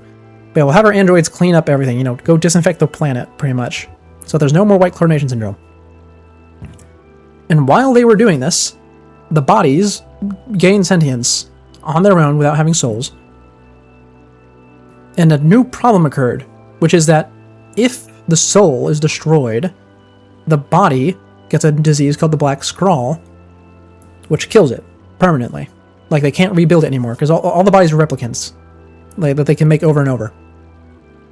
So realistically, the disease that destroyed the world, like, they got rid of humans, because a human is strictly defined as a gestalt, which is the soul, that is in a body, or just a soul by itself sometimes. But this one wants me to say the black disease, which only affects the replicants, which has always confused me so much. Now, if none of that makes sense, don't worry, we'll go over it again later when the game actually provides us with the documents. But it's... it bugs me so much. I always hate that it says the black disease, because it should be the white one. I answer because of a black disease. Thank you, Vice. I ask, how can humans extend their lives? I answer by separating body from soul. See, and this right here is the reason, is like the extra reason why I always think it's supposed to be the white disease, because they ask, oh yeah, why do humans all die? Oh, the black disease. Okay, how can you extend your life? Huh? So, it sounds like they're implying, how do you get, like, save yourself from the disease? They say by separating body from soul. This does not save you from the black disease. It saves you from the white one. This is what causes or makes you vulnerable to the black one. Ah, man, it frustrates me. It deeply frustrates me. This is like the one thing in the lore that I always remember, because it always gets me. I ask, what is the destination of souls? What was the answer to this one? Oh, yeah, placed back into their corresponding shells. Yeah, placed back into their bodies. I answer, they are placed in their corresponding shells. Very well. You know, something that is interesting, though, You are is that acknowledged as master. as of about 100 years after this game ends, You may enter. there are no more Gestalts left. In other words, no more souls left. There's no more humans. Well then, There's not even replicants. seems the way is open. They're completely gone, but there's still sentient life, right? And I don't really like animals. I mean, or meal either. I mean, the androids. Like, the androids are very clearly sentient, mostly independent entities, and they are definitely sentient by the time Automata rolls around. It's the twin. And they have all this, like, philosophical talk about souls in that game. And I always find it so interesting that they do that, because we know that they literally don't have souls. And also, it makes me wonder, so there is a god in this universe. Or not in this universe, but in this this story. Because the thing is, Nier is not technically, it's explicitly a spin-off or a continuation of the Drakengard games, which I haven't actually played. I want to. I actually downloaded Drakengard 3 not too long ago. And I want to do I don't know if I want to play Drakengard 1 yet, because apparently the gameplay is absolutely abysmal. I've never heard a single person say that you should play Drakengard 1. Every person I've talked to about Drakengard 1, I mean, whether or not I should play it, says, oh, you absolutely have to experience the story. It's so good. But do not play the game. It's horrible. It's garbage. Like, even when I was reading Yoko Taro's, the creator of this game's, like, biography sort of thing, like, it's noted that, oh yeah, that first game, it's so bad. Like, it's really bad in terms of gameplay. I was still figuring out how did things do well. So I'm not sure if I want to play that one yet, or if I just want to watch it. But yeah, I downloaded Drakengard 3. And I'm always, like, I'm getting distracted. Is that this game's a continuation of Drakengard 3, because the magic from Drakengard 3 leaked into regular, real-life 2003 Japan. Was it 2003 or was it 2001? I think it was 2001, actually. Yeah, well, leaked into 2001 Japan, and then it spread across the whole world. Why did this come up? Oh, right. And when that happened, the god from the Drakengard games, which I guess in the English versions of those games is plural gods, but I think that was just a localization thing that they got wrong. But yeah, the point is, the god from Drakengard was able to start influencing this world, and they exclusively used their ability to influence this world by trying to kill humans. And I don't know what they're doing anymore as of Automata. Welcome in, Rayson. Yeah, Nier. I'm talking a little bit about lore before we go for ending B. What was it saying? Right. So the god only really seemed to go after humans, and they did by creating the white chlorination syndrome, and also by creating the Red Eyes, which is a particular individual who, like, commanded a legion of monsters to try and kill everyone. And because of that, having red eyes is pretty significant in lore. Not just red eyes, but like red glowing eyes. So in Automata, whenever a android gets infected with a virus, their eyes start glowing red and start killing everyone. And I can't tell if that's supposed to, I mean, obviously it has some connection. Like, it's intentional.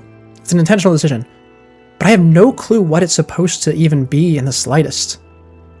Like, at all. No clue. I'm talking about Drakengard's influence on the Nier games. I actually just mentioned that I haven't played Drakengard yet, but I'm going to soon. Or I'm going to play Drakengard 3 soon. I briefly mentioned the debate I have over whether or not I should play or watch Drakengard 1. Anyway, yeah, I'm getting distracted. I'm getting really far ahead of myself in terms of lore.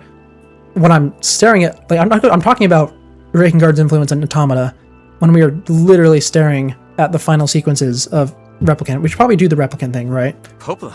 Hey. And yes, here's the part where Devil and Popo betray us. We've done this before. This is ending B. We're here to rescue Yona. No. Now, this is not the actual fight. Also, I need to admit something. I have never been a fan of their looks here. Like, I love the way Devil and Popo look. In fact, I love their hair in this game way more than I do in Automata. Really didn't want to. These final outfits are not great. I know, I would love to see a remake of Drakengard, because that way I would actually be inclined to play the game instead of watching it or whatever. This was predetermined. Still. Actually, I don't think they're going to do it anytime soon, though. In fact, I don't know if they're going to do it at all. We were hoping But there is that new Nier project that's being worked on. I'm very excited about that. What are you talking about? No clue what's up with it, though. Like, what it's going to be. Because, you know, no one has any idea what it's going to be. There was like a single trailer for it, and it was barely a trailer. This is madness. Why do you block our path? Well, you know, it's something to keep your eye out on. Especially because I missed Reincarnation. That upset me so much. Reincarnation. So, for those of you who don't know, in 2021, Square Enix released Nier Reincarnation, which is a mobile game based on Nier. It was a gacha, and it was actually important to the lore. Like, it was a continuation of the story. Yeah, I don't know too much about Drakengard 1's story, but I've heard it's good in a way. They copied my powers. But yeah, what was I saying? What was I saying? Right, the gacha game. Apparently, it was actually important to the lore. And I did not know that it existed until the announcement came out that it was shutting down. Which was immensely upsetting me. And what even more upsetting is the fact that the archive for all the lore, which was called, what did they name it? I think it was called Accord's Arc or something. Or no, it's called Accord's Library. Right, because the Arc is the other archive. But yeah, Accord's Library got, like, DMCA takedown. Like, the literal only place on the entire internet where you could find the lore for Reincarnation after it shut down, got shut down. I was so upset about that. And I still have not gotten the Reincarnation lore yet. I did actually find, the answer to when I was looking shadow. for, like, the short stories for Replicant, This whole time? a video archive sort of thing. That I can use the Reincarnation lore, but I decided that I would wait until I've beaten this game on stream again to go through that. Because something I'd like to do, I've mentioned this before, not in this stream, but in previous ones, is that when we finish this game, which will hopefully be today, I want to do a lore stream, where I sit down and I make a timeline and I try to put together the entire, you know, Nier timeline without, like, not without context, but, like, just based off of memory. You okay, Vice? I think that'd be fun. And while we're at it, we'll probably watch some more videos, just for fun. Or not, maybe just... Oh yeah, I guess for fun. I don't really have a way... everything we do here is for fun, for the most part. Do not look at me like that. And hopefully that'll be a really long stream, because I like to do a lot of things during that, you know, other than just the timeline, because the timeline probably won't take too long. Oh, thank you so much. Oh, hold on. Are the alerts working? I need to see. Hold on. I'm stopping. I'm looking. Oh, hold on.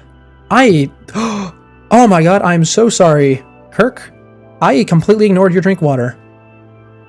I have discovered a fault in my new chat setup, which is that it does not show me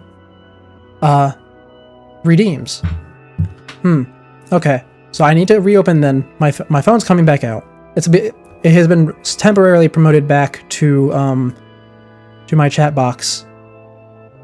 And it's been a long... I was kind of excited to not have to carry this around anymore. Oh, and yeah, would you look at that? The redeem sounds aren't working either. Oh, man. Okay. Well, apparently we have a lot of things to fix. I mean, we expected things to be broken today. I changed a ton of settings between the stream and last. I updated OBS and stuff. But you know, I'm not gonna lie. I kind of miss getting jump scared by the follower sound. Thank you for the heal, Emil. I can hear that even if I'm not tabbed in. Okay, so let me see. Hydrate. We did that, or I'm doing that right now. And, beams are broken, so we need to fix that. That's fine. We're seeking the scuffed. We are not, you know, not expected to be without scuff. You know, the hydrate was actually a great idea, because it has been an hour and a half, and I've been talking almost nonstop, and I have not actually had my water yet. Okay, so phone is back, and it is going to be on activity feed, and now we get back to the game. So we don't actually have too much of this playthrough left. I think I hear a waltz. Yeah, we have the ballroom. I actually almost forgot about the ballroom, ironically enough. You know, during our first playthrough, which at this point was a while ago, we actually died in this section several times because I forgot to buy heals. Now, it's not going to be an issue this time because we have a level 4 DLC spear that's probably going to 1 or 2 tap every enemy in here. But, I've never been a huge fan of this segment of the game. Dancing bastards. They're all shades. How to... Like, not the ballroom itself, but the boar boss. You see, how does... I think we're locked in. So, once we finish eliminating all the dancers...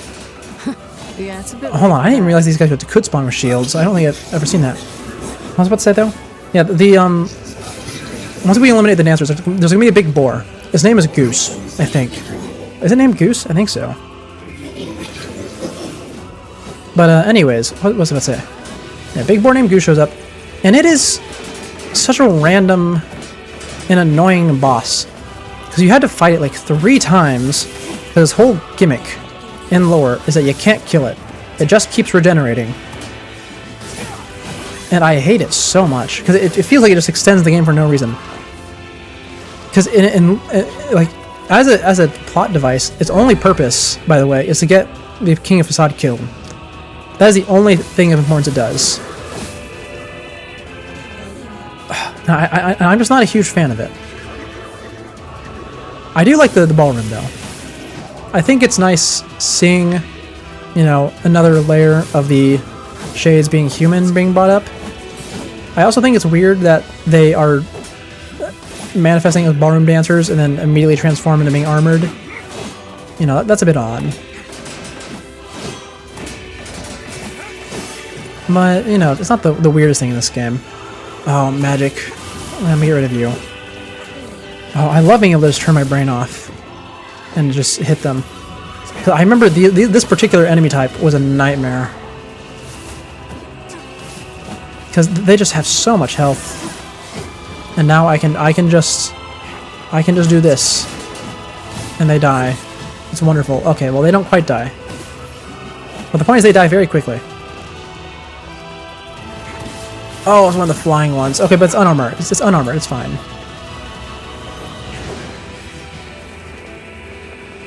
You know, I will say though, although I'm not a huge fan of the combat in this game, it does have one big thing that I do like in the DLC, not the DLC, in the remake. And it's not just that they improved it in the remake, because they absolutely improved it in the remake. It's so much better. I'll open the next door. Because they actually got Platinum Games to do the combat for them, which is the same people who did the Nier Automata combat. In Nier Automata, they did way more than the combat, but it's one of the things they did. Protect the hussy, yes? Good plan. Let's go. I forgot about that line. I love how nonchalantly he calls her hussy there. It's actually really funny. Oh my god. Will you... I hate the flying ones. I hate the flying ones. I crash out almost... I didn't crash out. I got very upset earlier about the flying ones. I really, really hate them so much. Oh, they're so bad. Look, see, they all have the magic absorption barrier. And they just activate it when they feel like it. And I hate them so much. Oh my god. They're the worst. They're the worst. Did you know that the spear is the best anti-air weapon in this game? Yeah, well, I can't touch them with the spear.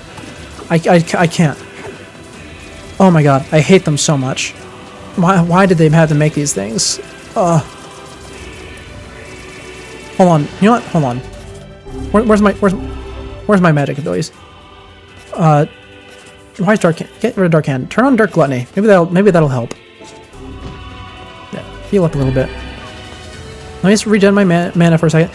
I don't have any little enemies left I can farm mana off of, which sucks, but yeah, hold on, let me just do this for a second. And now, once they start shooting at me, I can absorb it and I can hopefully shoot it back. I hope they don't activate their barrier in response. Oh, hey, you're shooting. You're shooting.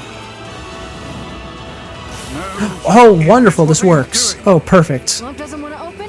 Fine. I'll just break it down. Okay, I'm so glad this works.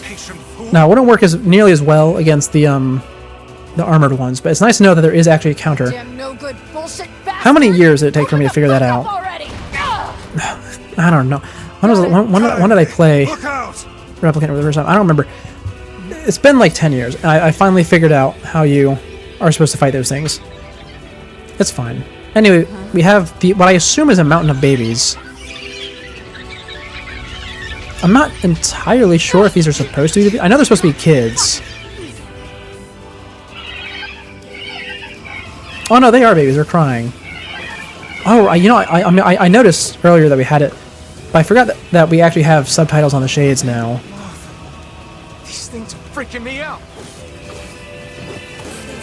I guess it's because we don't have subtitles on all the shades. We only have subtitles on shades that are scripted encounters.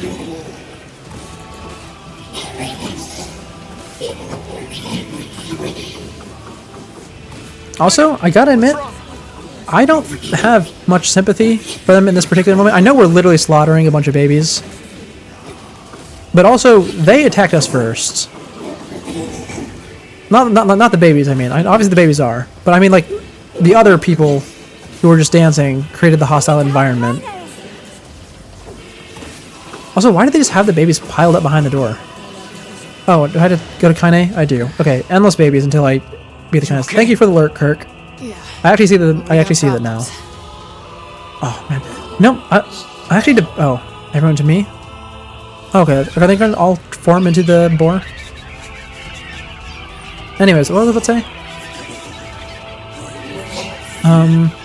Wait, I was actually debating not too long ago about whether I should put sound alerts on the redeems. I think I should put on some of them.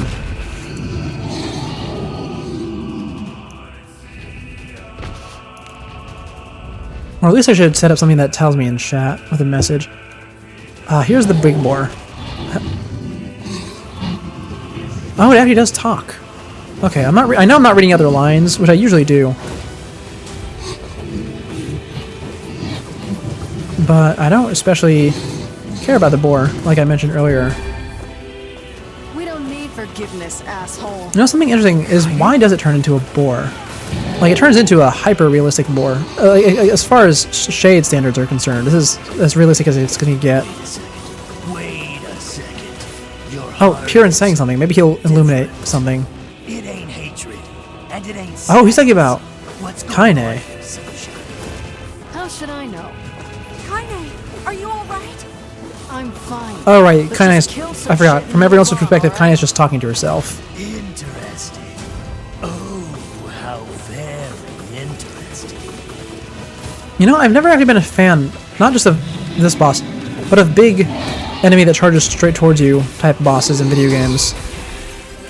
One of my favorite games, Sekiro: Shadows Die Twice, has a mini boss in it called the Blazing Bull, I think it's called. Oh dear.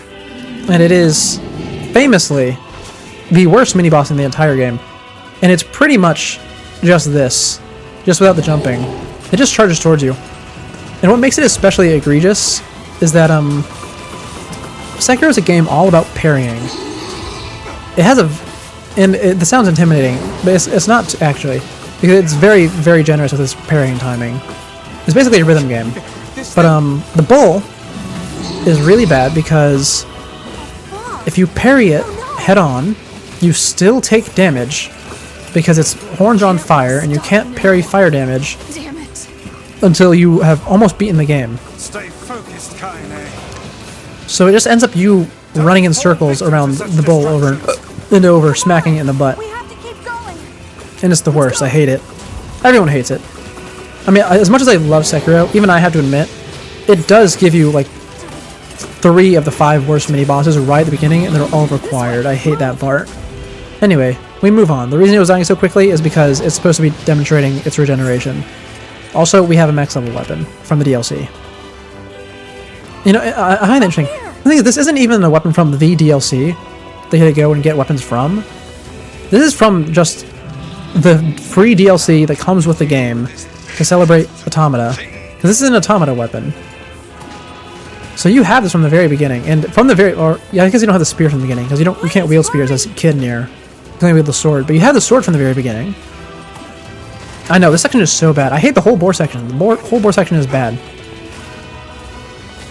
What was I saying? Right, you have the Nier weapons from the Automata weapons from the beginning, and they're always so powerful. Even upgraded, they're the most powerful weapons. Damn it! I can't get it open. I know you can't get it open. The game has said we can't do that yet. Attack incoming. Yeah, hello, boar. You know, I've been, Mr. Boar, I've been trying really hard. I guess it maybe miss. Oh, I know. Dying in this section sucks. I think if I remember right, during the first playthrough, we died several times here, actually. Because I was just completely out of healing. And I don't think I was under-leveled, but I definitely was weaker than I was supposed to be. Because I was not upgrading my weapons at all. So I was walking in here with a level 1 sword. Oh, you pissed her off now. Yeah, no, this section Shouldn't have killed her friends. really sucked. So full of scorn and hate. It always sucks, though. Just like you, sunshine. Like you're any different. Hate is just. You know, that's exactly what I did, actually, in my first playthrough. Not just during my first playthrough, I think during my last playthrough as well. As in, like, a few weeks ago. Is that I was hitting the boxes trying to get healing items. I'm not like that at all. It's okay. It's fine, though, because it wasn't entirely on me. I have a horrible thing where I never buy healing items. Because I always just forget about it. I'm too far gone, you and me. Also, I just realized this is the third method they have to keep a fight going, extended longer. We brought this up earlier. So, if you do too much damage to Luis, she auto-heals. If you do too much damage to the one in the area, I think his name is Alice. If you do too much damage to that one, it just stops taking damage. This one, it just revives over and over. How many times have I had to fight it, though? Okay, there we go. Now it's over. Man, that fight sucks. I hate it. Like, even if I have, like, even if I'm not over-leveled, I still hate that fight. The only way I ever enjoy this fight is if I, like, one by one, break off all the armor pieces for fun. So, you know, at least it gives me something to do this, not just mash attack. Actually, in that sense, it kind of reminds me of the armored mod ad from Pikmin 3, which is the first boss in that game. Oh, I love Pikmin 3. Oh, man. If it wasn't for the fact that I know that game so well, I would love to play Pikmin 3 here. It's just that nothing new would happen if I play the game here. Right, it would be just me talking about how much I love Pikmin. And, you know, I guess that we could do it, actually, you know, now that I think about it. Not to say, it'd just be me talking about how much I love Pikmin and talk about details from the game for a stream or maybe two if I'm being slow. You are correct. But, you know, I'm fine with that, actually. I love Pikmin. Oh, Pikmin's so good. And Pikmin 3 is so pretty, too. Pikmin 3 was actually the first one I personally owned. Because, like, here's the thing, I knew Pikmin existed for a long time, but I never had a GameCube. In fact, I don't think I even knew anyone who had a GameCube. Hold on, let me think. I think the dentist had a GameCube when I was a kid. But that was it. What was I saying, though? Right, Pikmin. My first one was Pikmin 3. A friend of mine had a Wii U, and I saw them playing it, and I loved it as soon as I saw it. So, Pikmin 3 ended up being my first one, and it's so good. Like, I know I'm biased and all that, because it's the first one I played, but it also is, in my opinion, just the best one. The other ones have their benefits, like, don't get me wrong, right? Pikmin 2, I love Pikmin 2, because it is, but not because not because of the same reason I like Pikmin 3. I like Pikmin 2 because it was developed by, like, Satan himself. It is such an evil game.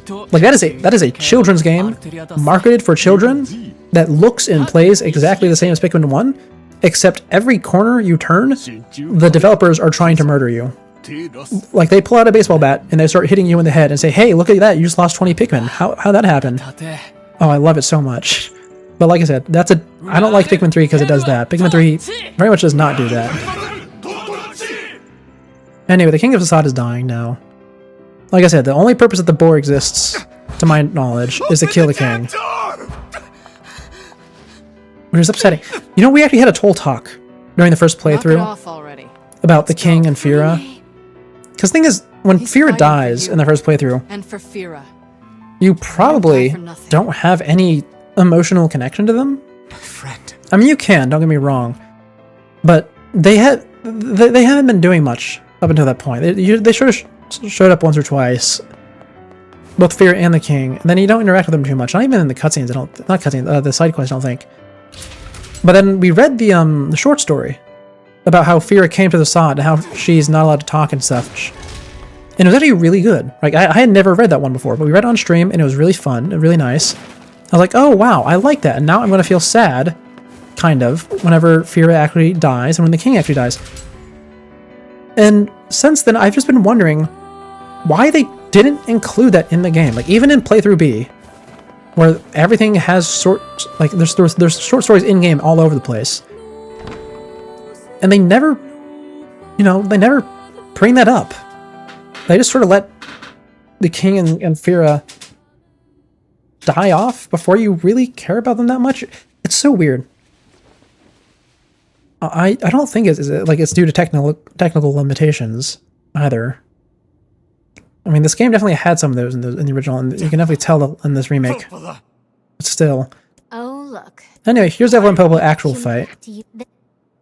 And here's the things we skipped over. We'll actually read them this time. I remember the first time, I was like, oh yeah, we'll read these later, and then we accidentally beat the game and we lost them. But we'll read them this time, and we'll talk about the lore a little bit. And yes, this is the reveal that they are not humans.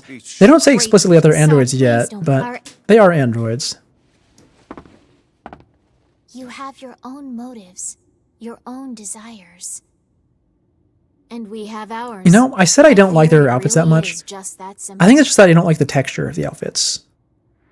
Don't speak such foolishness. Because I do like them.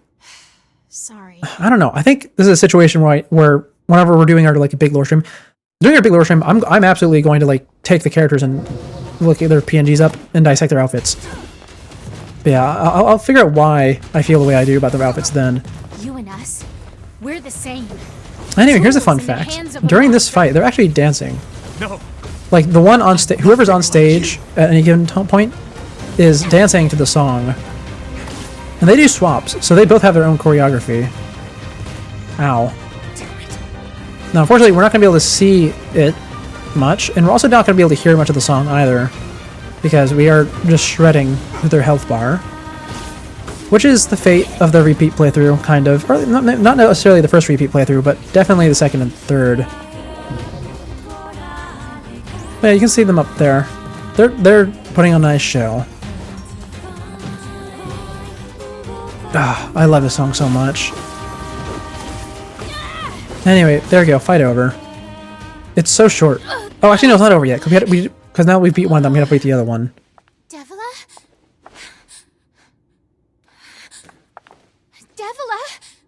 Yeah, I think it is the textures on their outfit that's making it look weird. Because it's distinctly not real looking. Like, it kind of looks like a tarp, actually. I don't know, is that the right way to describe it? No, it kind of looks like a trampoline texture. No. I don't know, maybe it's weird for me for calling it that. No, I think it's tarp. Okay, so I said tarp, and the reason I changed it is because I was thinking of the wrong type of tarp. It's because... It's like... No, it is kind of like a classic tarp. I can't stop the bleeding. I do like the outfit, though. Oh God, I can't stop it. This world is too lonely for one without a soul. There's too much emptiness.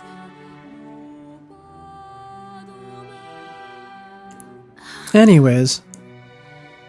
Our souls are missing. Bye-bye, Devila. And yet somehow our tears still work.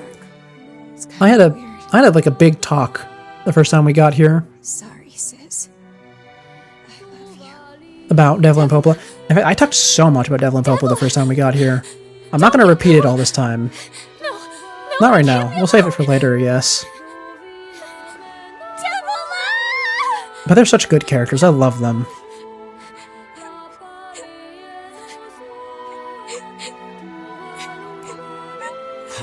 You know, I'm not sure which one of them I prefer. I don't mean which one I prefer in terms of Devil and Popola. I prefer them equally. Stop. But, I mean, like, Want to stop? Devil and Popola from this game or from Automata. You think you have the luxury to stop? You cut down my sister like a goddamn animal. And it's kind and of now weird you to make that wanna comparison, because Popola, a wait! big part of the character No one in Automata is that they are distinctly It's way too late to stop. different individuals from these two. Stops. Oh. And now, Please, Song of the don't do Ancients this, with a Popola. single singer. You and Devila were like parents to me. Those two Oh wow, she hits hard. time immemorial. Oh, like she hits really hard. And she has also the defense bonus from dialogue. That's unfortunate. It's okay, I'll stand here for a second until the dialogue's I done. don't want to fight her. Stop bitching and start fighting. It's the only way.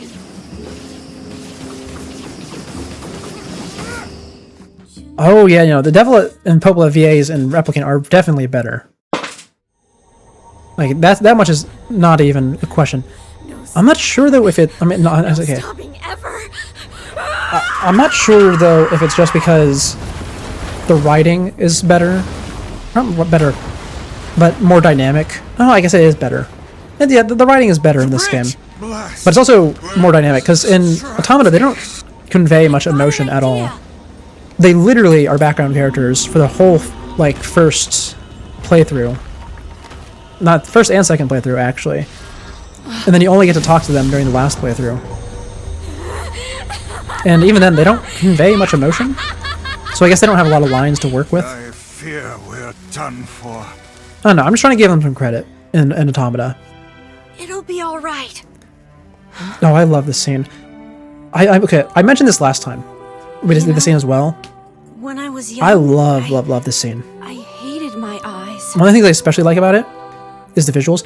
Now, unfortunately, Now that I'm older, you guys, what my body has become. looking through my But there's something horrible else there bitrate now. in my 720p stream, Something like, are not going to get the nicest visuals ever, I mean, but something I like Without all on my this, monitor that I can see couldn't have become your friend. is that in a moment, the screen is going to go mostly black. Goodbye, my friends.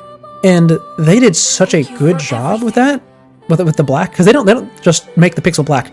It's actually a gradient of For so long, blackish all I could do was colors, destroy. and it looks so good. Like But now, it's so nice, I have a chance to save something. which is a weird thing to appreciate, but it's something that's always stood out to me so much. Okay? Emil. Because I remember the very first time I played the scene in the remake, It'll be fine. I saw it, I was like, I did not know my screen could make that color of black. Emil! Emil! Because it's really nice. Once again, you guys will not be able to tell at all what I'm talking about, because you're looking at it through stream. I remember last time my computer was really struggling, so I couldn't really see it either. Oh yeah, my computer's still struggling a bit, so it's not rendering too well. And Vice can't stop arguing with people. I can clearly see some pixels that I'm not supposed to. Well, But if I was not streaming, they'll just have to and my learn. computer was putting all of its CPU into this scene,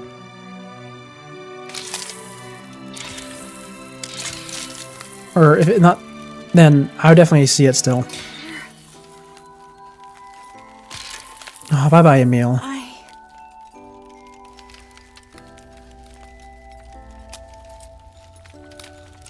I want to see you again. I want to see all of you again. Just one more time.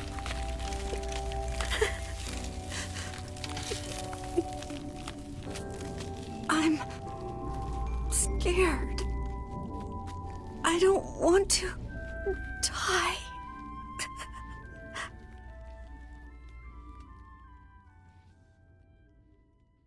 There he goes. There he goes.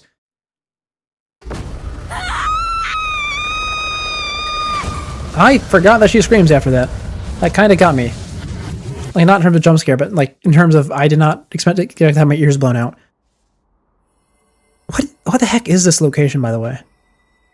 I noted earlier how it doesn't make much sense that the Shadow Lord's elevator goes up into whatever the castle is.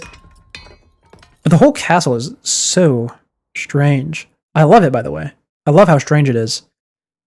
And how we're all of a sudden in like an urban city.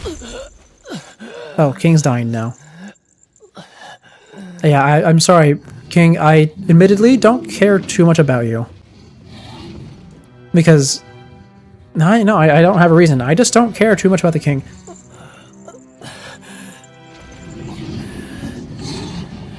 Oh, you got watching the Nier Automata anime for the plot.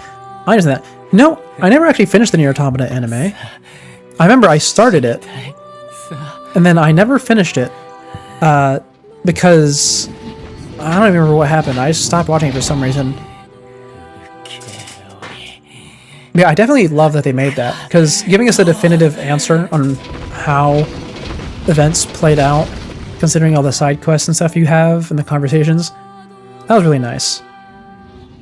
Also, giving us backstory on A2 without having it take the form of a short story or a stage play that you can never see again was really nice as well. I did get at least far enough to see that.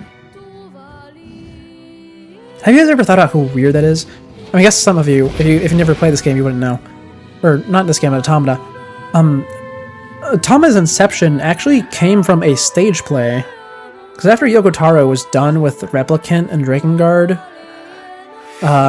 he just left and started doing other stuff. And he made a play. What was it called?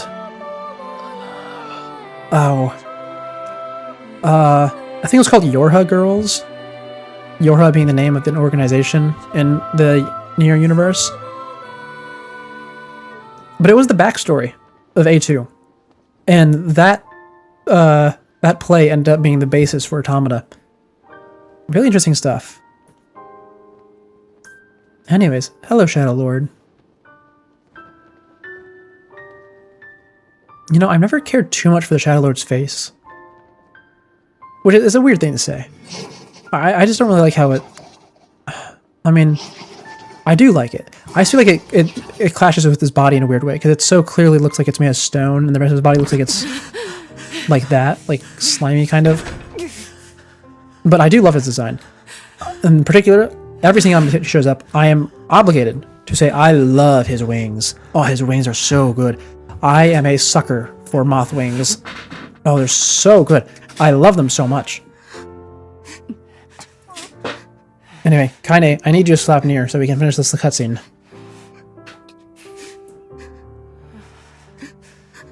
Oh, I need to get like a something Mothwing related.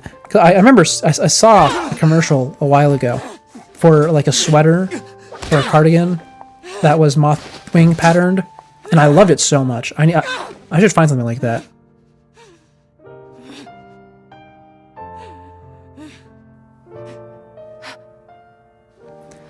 Anyways, Nier is doing his best Shinji impression right now, it looks like. Oh god, now I said that because I was talking about Evangelion earlier. It's just been stuck in my brain for a little bit. But yeah, they kind of really do have a Shinji and Asuka dynamic right now, don't they? Oh, man. I don't know why that show's been stuck in my mind so much recently. I think I need to rewatch it. I have not rewatched it all the way through in, I don't know, I want to say probably like 8 years at least. I want to see if it's actually held up, because I know parts of it are controversial, but you know, I remember enjoying it. Not to mention, I love the monster design.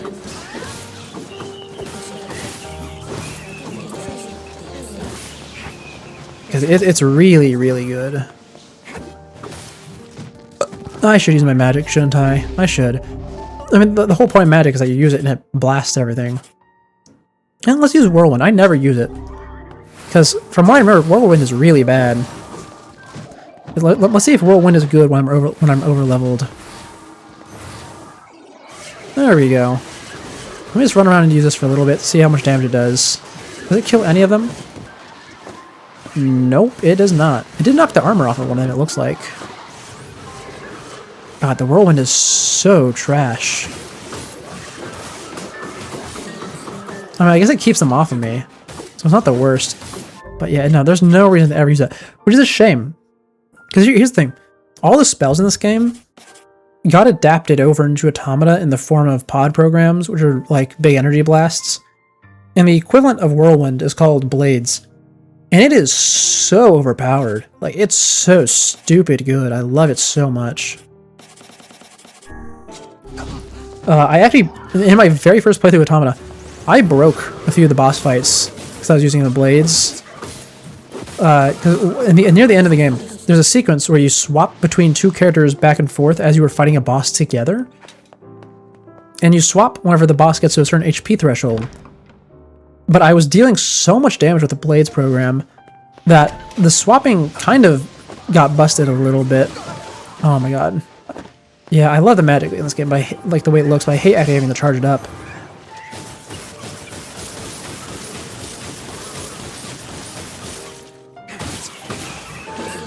But yeah, no, Blades absolutely busted in that game.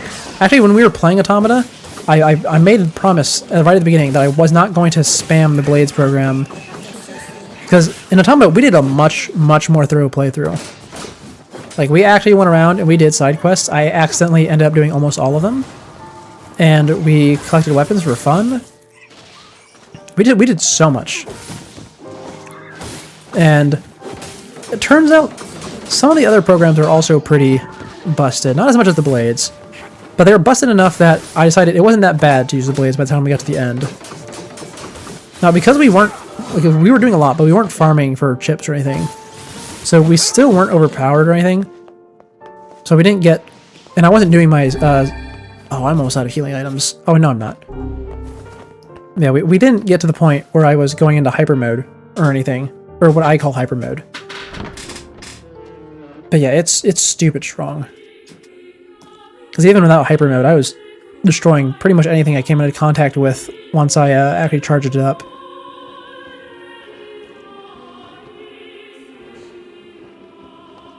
And I haven't said it enough today, but man, I love the music. Oh, the music's so nice. Actually, there was a period where I was almost exclusively listening to the tracks from the Nier games when I was in my drive to and from wherever I was driving at that time. Oh, I love the moth wings. Oh, they're so good. Oh, they're so good. I love them. Oh, see, they're extra good because it's wings that turn into a cape. And wings that turn into a cape and moth wings are two things I love so much.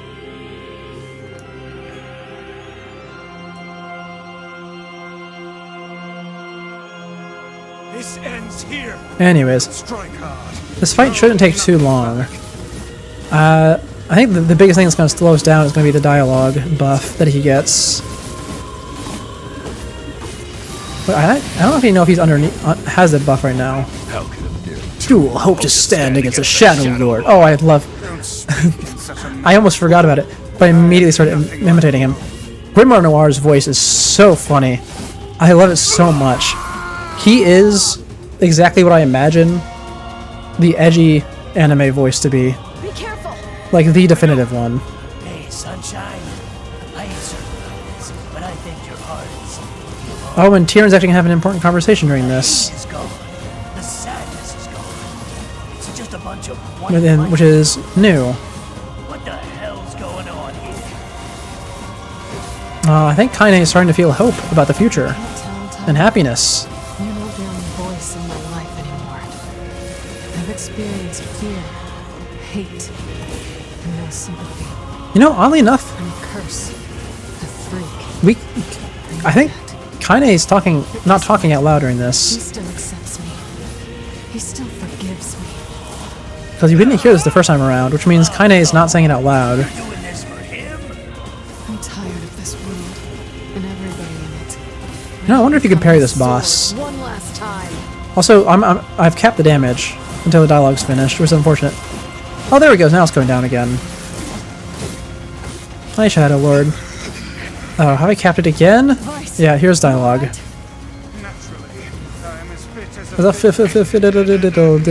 Yep, we know.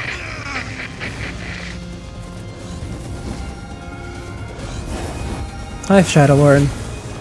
You know, as flashy as all his attacks are, his fight's not actually all that interesting, which is a real shame. Because even if you aren't over-leveled, you really do just run in circles and spam dodge while you have lock-on. Wait. Yona! Oh, wait, hello, welcome back to the world.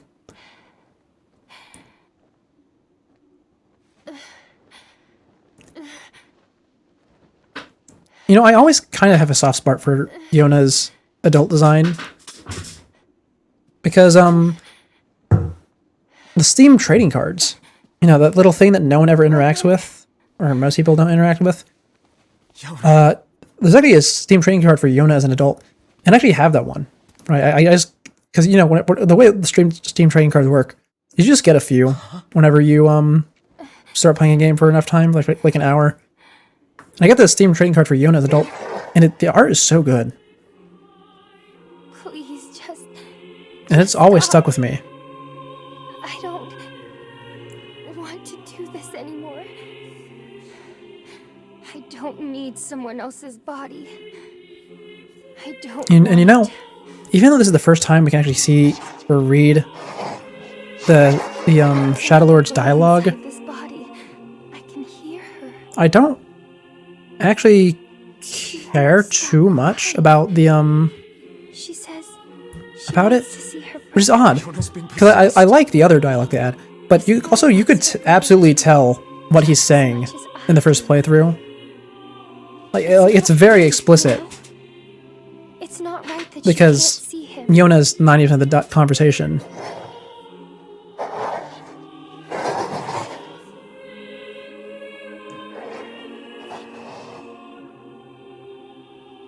And the next time we come around, like to this fight, 'cause we need this fight two more times today. We'll skip the cutscenes. Isn't it? Oh, I never realized that he has actual gauntlets on. Yes. I always thought he was just wearing gloves. Let's go home. Is he always wearing gauntlets? Have I missed that this entire time?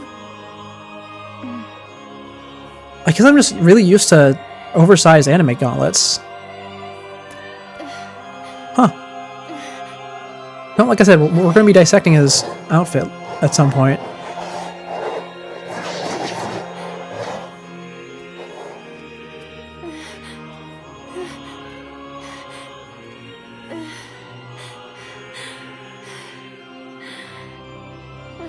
And for any confusion in the audience, this Yona is not our Yona. I'm really sorry. So, everyone who looks like a human is actually a replicant in this universe, because that whole thing I mentioned earlier, where everyone ripped their souls out to save themselves from the disease. And the ultimate goal of the souls is to get back into their bodies.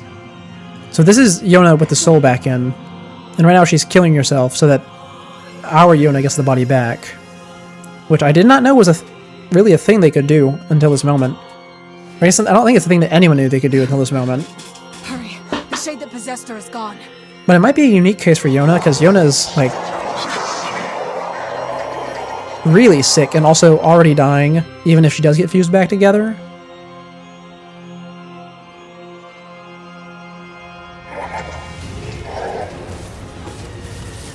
Yep, so the original Yona's gone, our Yona's back. Now we gotta finish fighting the Shadow Lord. I swore to protect my sister and my friends. If someone puts them in danger, they must stand aside or be cut down. You know, Nier is surprisingly accurate with his responses.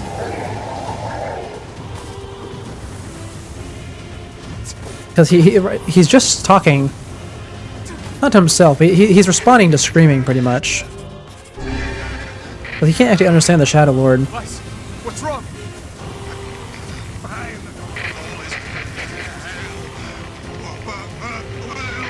Come on, end the dialogue.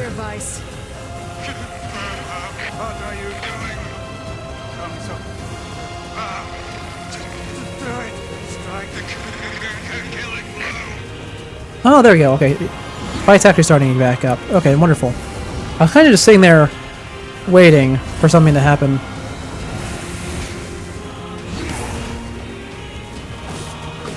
Hi, Shadow Lord. You're not protected anymore by dialogue. And now it's time for final phase, which is hit the Shadow Lord 3 times, from what I remember. Ah, Vice. One moment, please. You know, I always find it interesting. Okay? Fine, just fine. No, not interesting. That's the wrong word. Funny. How Vice sort of does this. He just stands up and walks a little bit. On my limits. I should have taken that job as a cookbook when I had the Because it apparently takes minuscule amounts of energy for him to stay floating. Only joking. I hate cookbooks. Yeah, I like that line. But let's go out of the way. It's something interesting too. Final task to fulfill. During the first playthrough, I talked a lot about wanting to know about Vice's life. Why, to stop him, of course. Or rather, I wanted to know a lot about But after that, the time period during which he was alive. Before meeting us, of course. Because apparently it was an age where magic was a more regular thing. You can't. I swore I'd always fight by your side. Oh, you know, I just realized magic is probably disappearing because the androids are cleaning up the white clonation syndrome. Because the white thing that causes the white clonation syndrome is a thing called maso, which is described as a massless particle that allows you to pull energy and matter from another dimension, which is the act of magic. And like I mentioned, it causes, or not causes, it's the catalyst for the white clonation syndrome, because the god that causes it is sending it through the maso. So I guess if the world's covered in it, and that's why everyone's getting sick, and the androids are cleaning it up, that's why the magic would disappear. I've never really considered that before. Huh. We'll have to work that in as like a theory. Or maybe find if there's confirmation about it whenever we do the lore thing. Oh, I had no medic. I was trying to shoot. Yeah, my bad. Yeah, you actually have to, for the first time in the game, you actually have to focus on dodging the red orbs. Ow. And notably, they only use the light red ones, because... So the light red ones you can destroy using magic blasts. But you don't have magic blasts anymore. So they can use whatever they want. And one more. This is literally the final section. Or I think they're actually... I think because we're doing ending B, there is actually going to be one more fight after this. Anyway, there we go. Hit him 3 times. He's gone.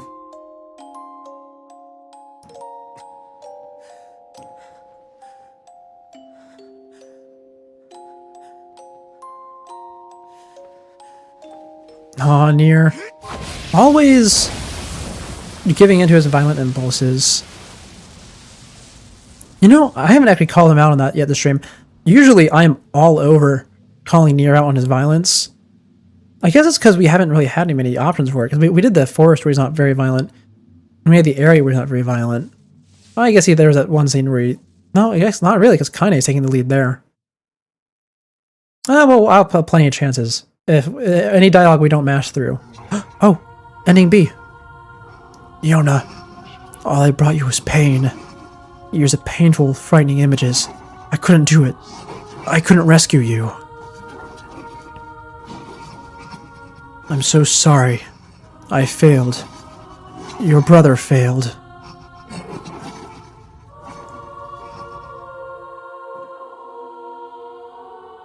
Flashback to the tutorial. the Shadow Lord while he was human still. Like, fully human.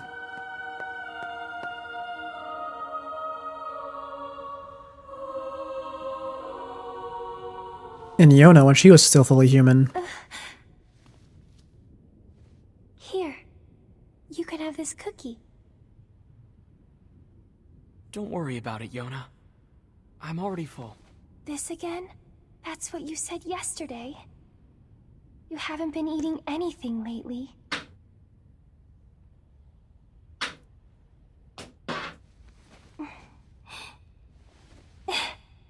Come on. At least take half. Thanks.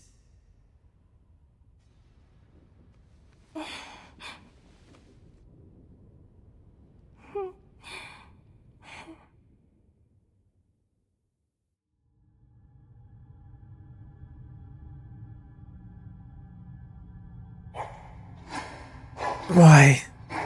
Why? Oh, he's young Shadow Lord now. Oh, and all the bosses we killed that we learned were sentient and not wanting to fight. Hey.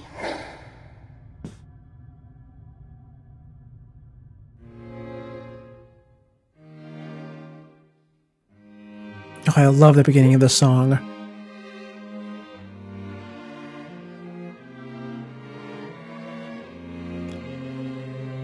Thanks for always being Oh, I love that cello.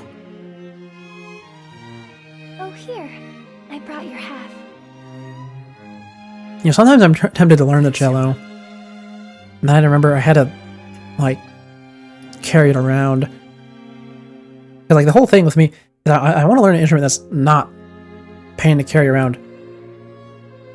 'Cause I mean, I play viola, which is not a pain at all to carry around. But also it's very fragile, so I don't. And there we go. That's ending B. Completed. I guess there wasn't an extra boss at the end. I guess that's for ending C then. Yeah, ending A was we get to the end. We do everything we just did, but we can't hear Tyrion or the voices of the Shades. And then our replicant Nier reunites with replicant Yona, and they live happily ever after, supposedly. This ending, not too much different, is Gestalt Nier dies and reunites with Gestalt Yona, and they don't know if they live happily ever after because they're dying, but you know, they're together and they have nice final moments. And I suppose it's happy in a way.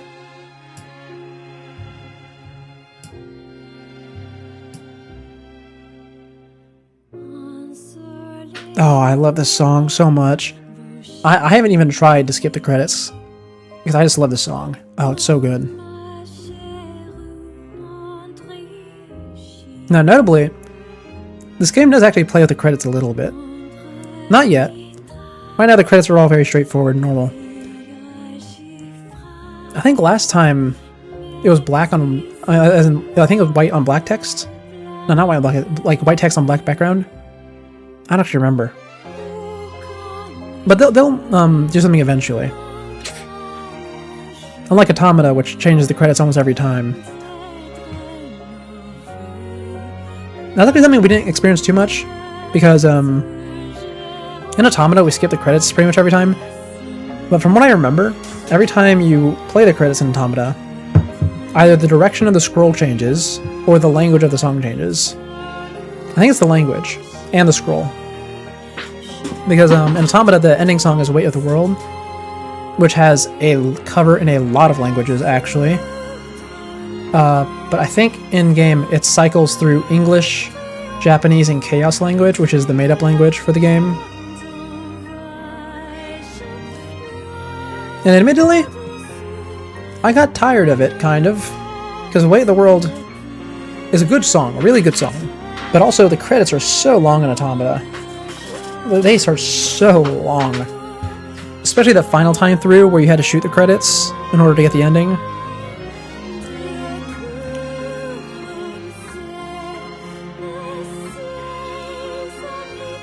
But yeah, good game. Good game.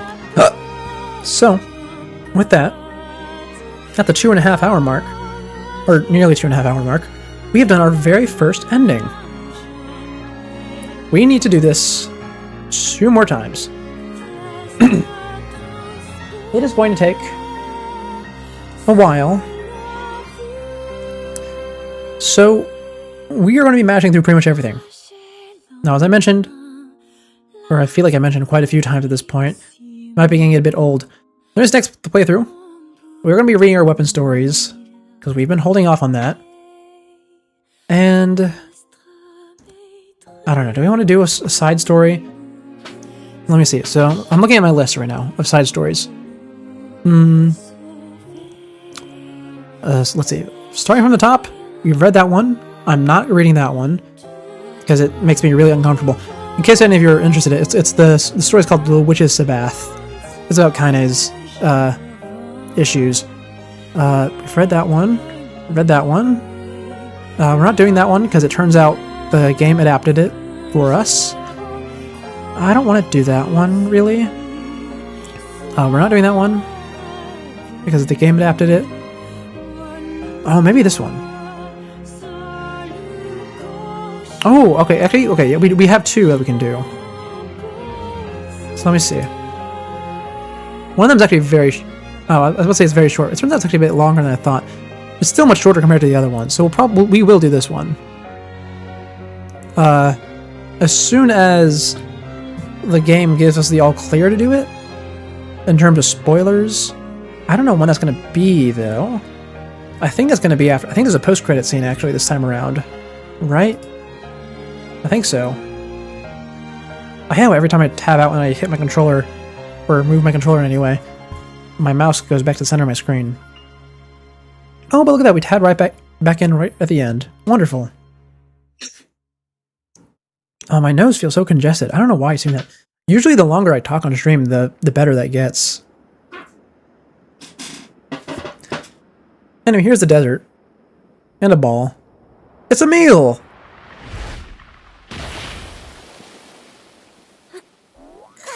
Ow! Ow! Wow!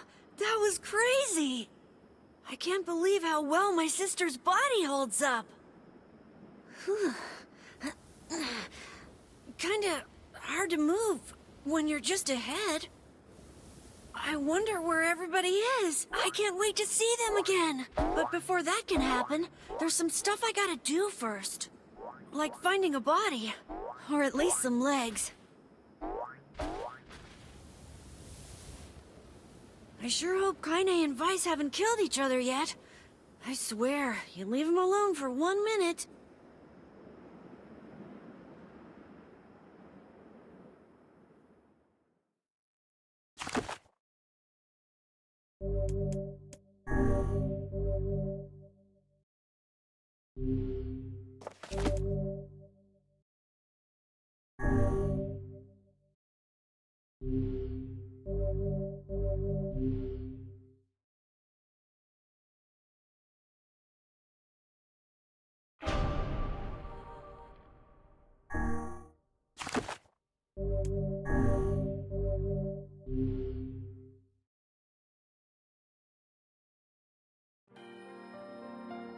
Whenever I interacted with Kaine,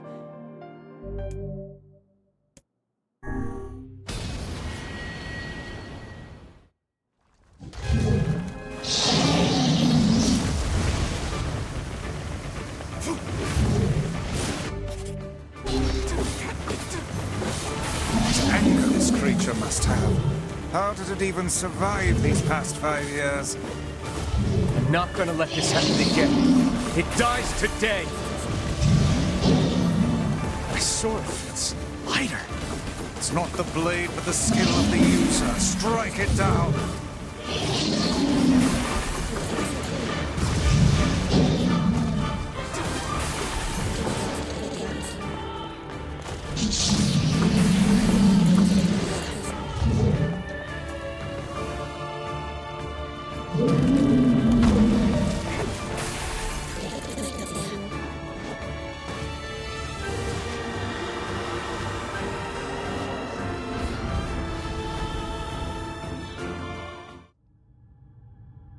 alive. Stay. Shit. That's Penny. Where is it? No.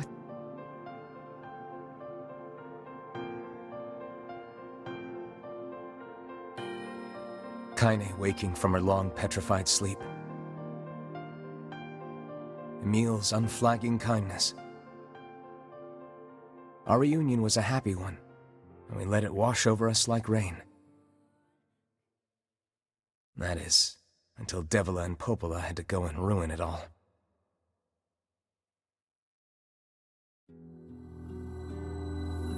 Are you... People are... This... No, you... As... But... So...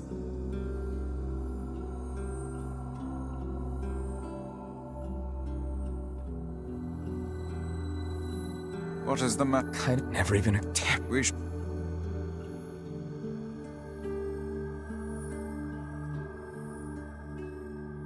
I didn't get much sleep that night. For the first time in my life, I hated Devila. For the first time in my life, I doubted Popola. But those feelings are pointless in the end. They said and did what they did for the sake of the village. To protect it from the horror of the Shades.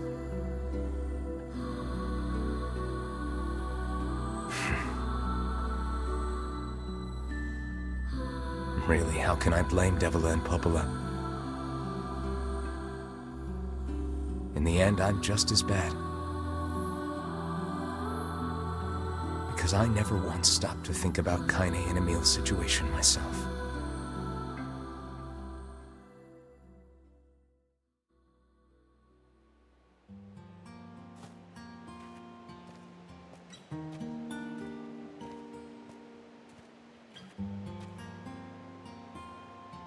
But... I got a fire going, Kaine. Wait. Good. I'm so... Yeah. Wait. Hey, Emil. I guess... I'm sorry. Well, at least... Hey, I'm not... come on. This is my... Oh, no. Shit. Yeah.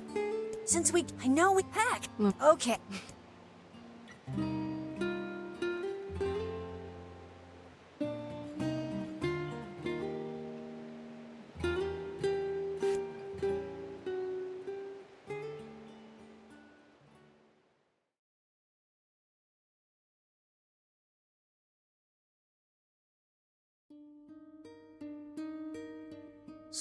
And then... I need... Very...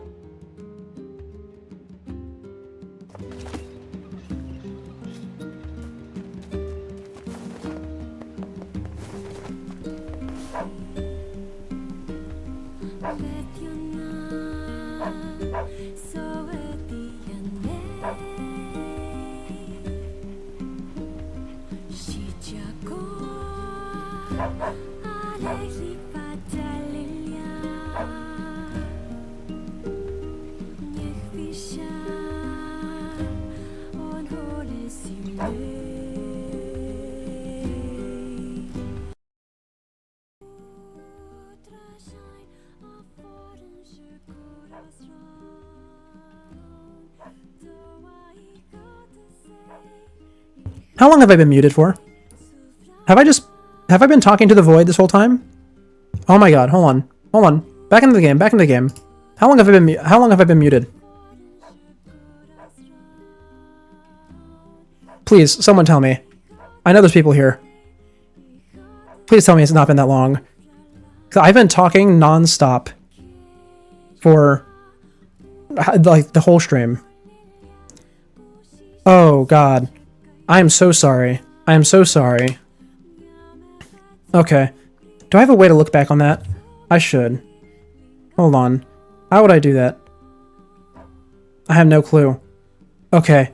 I'm so sorry. Oh, man. Hold on. I had to have a way to look back on that, right? I do. I kind of do.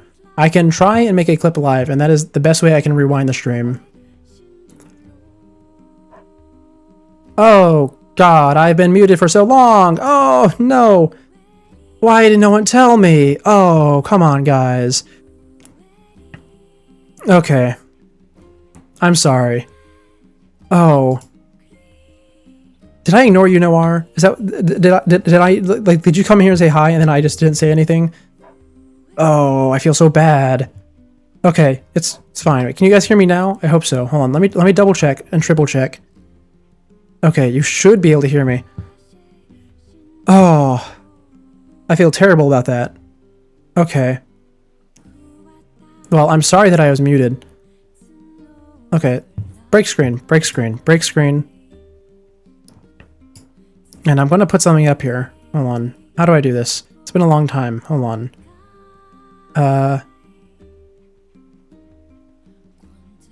There. I don't want that. Give me a better font than that. I don't know what font I usually use, though.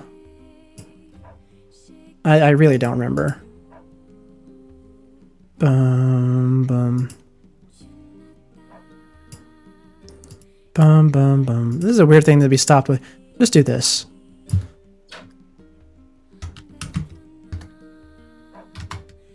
Bum, bum, bum, bum, bum. Bum, bum, bum. Bum, bum, bum, bum, bum, bum, bum. There we go. I'll put this right here. Right here. Front and center. Or I guess not front and center here. Front and center. And I'm going to go get tea now. Alright. Alright.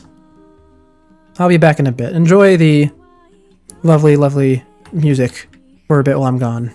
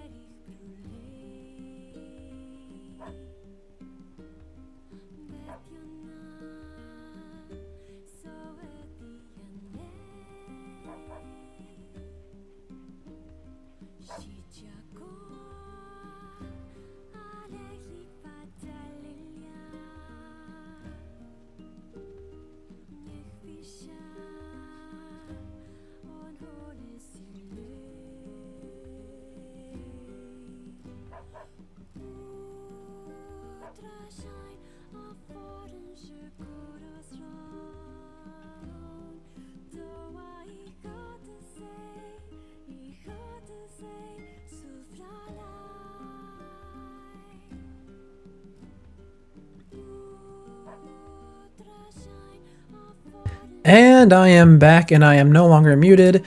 Oh, what's wonderful. Now, I said I was going to go get tea, and I did. I must say, though, it's not great tea, though. You see, I already had some tea on the kettle from earlier. And I didn't finish it, so I just decided to take that, put it in my cup. Now, notably, it is not warm. It is, in fact, a little bit cold. And I considered for a moment putting it in the microwave, which is, you know, tea in a microwave, terrible idea. But, I thought back on my experiences of microwaving liquids intended to be drank, and I decided it was a very poor idea, because in my experience, usually the vessel the liquid's in heats up a lot more than the actual liquid, and the liquid tends to heat unevenly, and it's just miserable. So now I have a cup of cold tea. The thing is, it's not even iced tea, it's just slightly cold. So it's not great, but you know, tea is tea. I'll make do. And now it's time for playthrough C. As soon as we are ready to leave the village and head to the Lost Shrine, I think we'll do our first weapon story. Because our first few weapon stories, really. Oh god, I'm gonna need. I don't want to make a spreadsheet, but I want to need to open a notepad. Let me do that right now. We'll open the notepad right now. So we will need to keep track of which weapons we have done. There we go. We now have a notepad open. So when it is time to check our weapon story list, like the weapons off the list, we can do that. And just like in Automata, we're not going to pop up the weapon story thing, not the story time thing every time we do a weapon story. We'll just do it if we're doing it a bunch in a row. Hey, look, the map's properly loaded this time. Look, Stop. yeah. Something I've noticed a lot while streaming is that games really don't like to load good graphics, or even graphics at all sometimes. We had that one instance in the last Nier stream where there was one of the scenes with Luis, and it cut to it, and it was really bright. I was like, oh, huh, that's weird. I didn't say anything about it, but I was just thinking in my head that it must be because it's a flashback that it's so brightly lit. And then it happened again later on, and it had normal lighting, and I realized that it was super bugged out. So between that, the map and Devil and Popo's office not loading properly, and the fact that I can see the pixels that I'm not supposed to sometimes, really makes it clear that my computer is really stretching its limits trying to do this, which I'm fine with. You know, stretching the limits is still within the limits, but... Oh god, it's this guy. Yeah, I remember. I'm not going to talk about his outfit. I'm not going to do it. I spent so long critiquing it. Also, I always forget we have the fast travel. I never use it. Because the thing is, you can move so quickly in this game.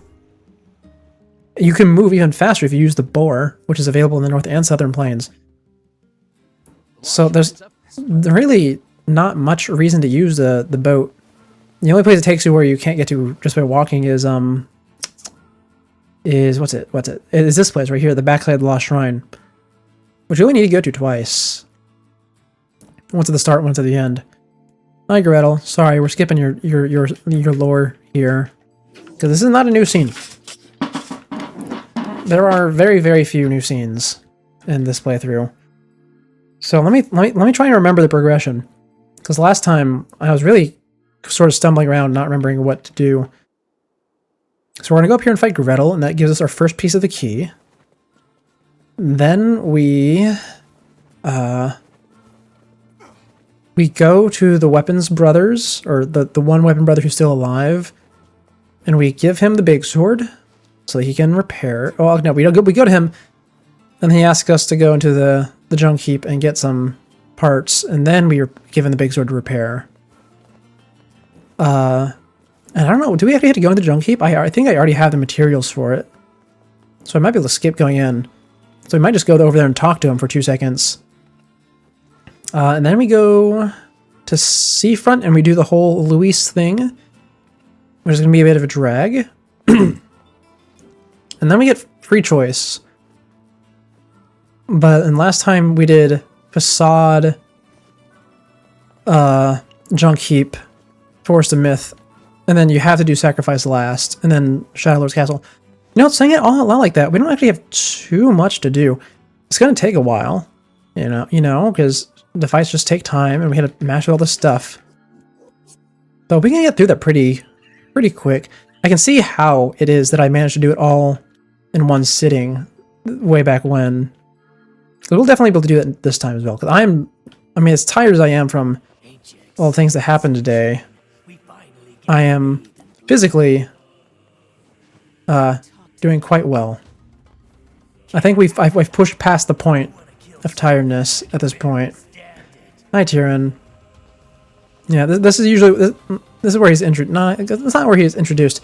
It's the first time you hear his voice, because during that scene that we skipped with Kaine, that's where he's actually introduced. If you read through the whole thing, by the way, that whole thing is like an actual, like multi-page short story. But I guess a lot of them are. But that one is particularly long. But not that I don't like it. I actually really like it. It's just that there's a reason that we skipped it this time around. Because it would take us like 30 minutes to read it, and we're not doing that again. It is really good, though. You know, I wonder if this was if this was Yoko Taro's intention. Because the player at this point, even if they, unlike me, did not cheat to get all the weapons, if in the process of going around to get the weapons, they are going to get over-leveled. Like, they're going to get really over-leveled. I was wondering if he wanted us to just blast through everything in this last playthrough. That's what's going to end up happening for everyone. I mean, assuming they do it. I did not mean to push that forward. I wanted to let go.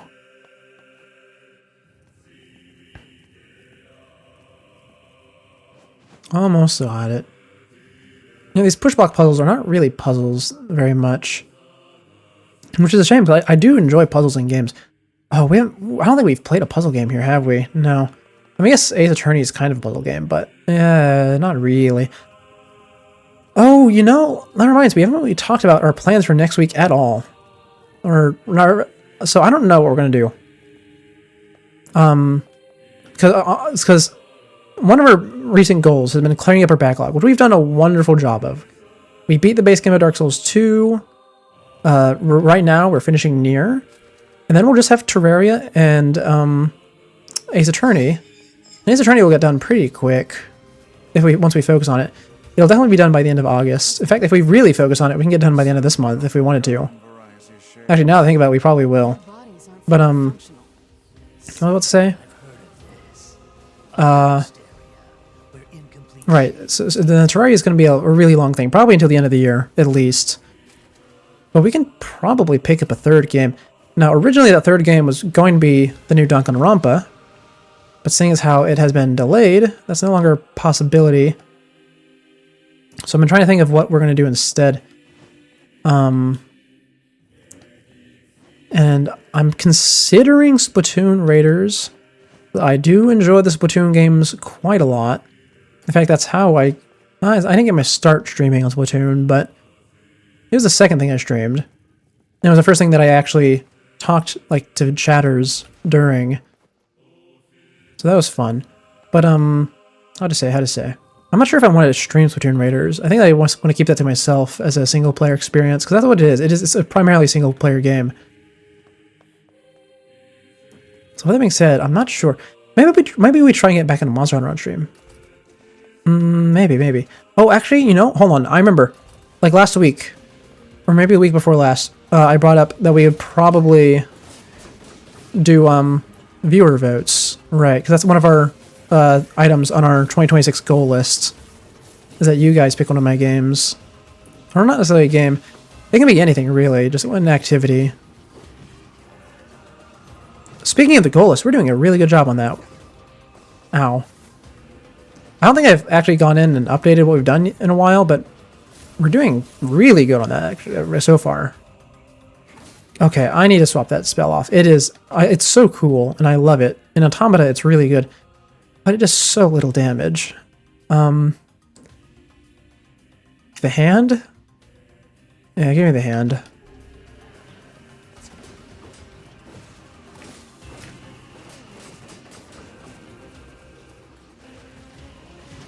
There we go. Those ones are dead. Or at least they should be dead. Why are they not dropping mana? Do they not drop mana if they died to the spell? That would be stupid if that was the case. Anyway, now they're dead. Or at least enough of them are dead that I can open the door. I remember someone wanted a Kirby for one of our games. In which case I need to get the emulator set up. Because we finally tried out using the DS on handcam. And, you know, I expected it to be bad. I did not expect it to be that bad, though. Like, yeah, it was fun. Don't get me wrong. I really enjoyed it. But, boy. Oh, boy. I did not like having to shield my face from main docks every few seconds, because the screen goes black and it's like a mirror. Kaine, Emil, look, from now on, I'm going to sleep outside with you. Oh, shut up, Nier. I can't accept that you aren't allowed in the village. You know, he's really sweet to offer all these things. So you're staging a protest? Fun. But he never really thinks about how they feel about it first.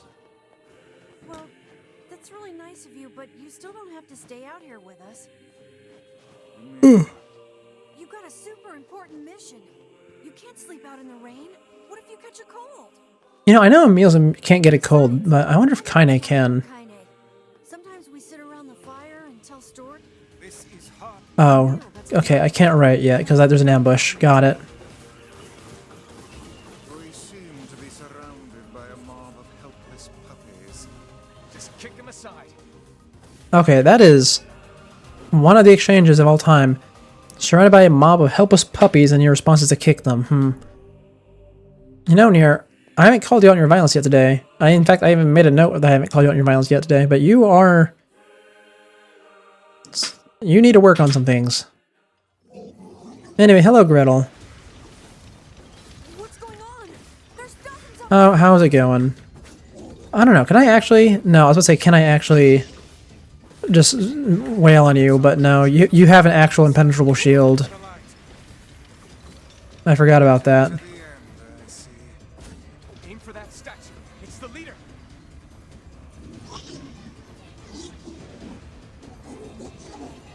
Bum, bum, bum.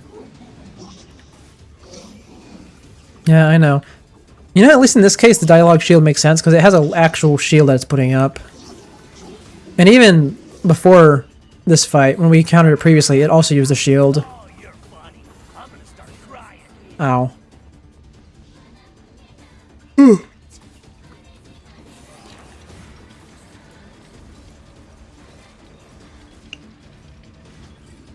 Oh wow, that did a lot of damage. I did not. Last time I was shocked at how little damage the magic did, but yeah, no, I guess we are a bit strong. Also, is that the only time we see an enemy parry an attack? I think it might be. Oh yeah, skip the cutscene. We can do that. I forgot. This is one stubborn son of a bitch. Yeah, it certainly is, Tyrion.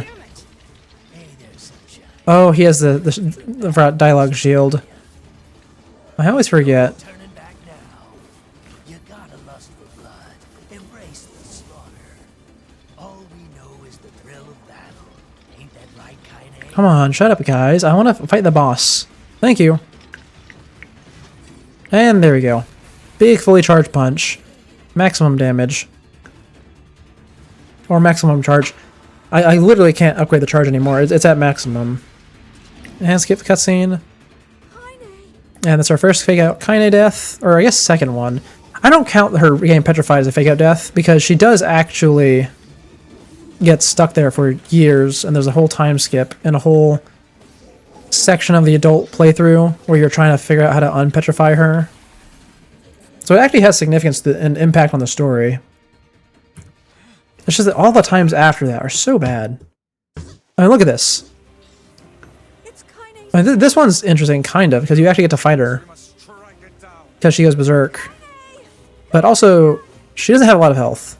Even like the first time round when I wasn't overpowered, she still died so quick. Anyway, I said we were going to do a weapon story, didn't I? I did. Okay, we'll do that when we're done here. We're always. If you I don't care. I'm able.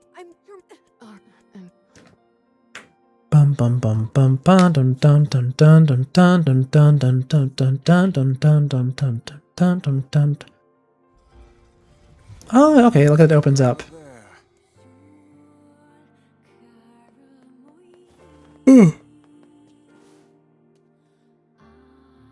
Yep, big magic seal. That's where Grimoire Weiss and Yona were. And a mysterious stone fragment.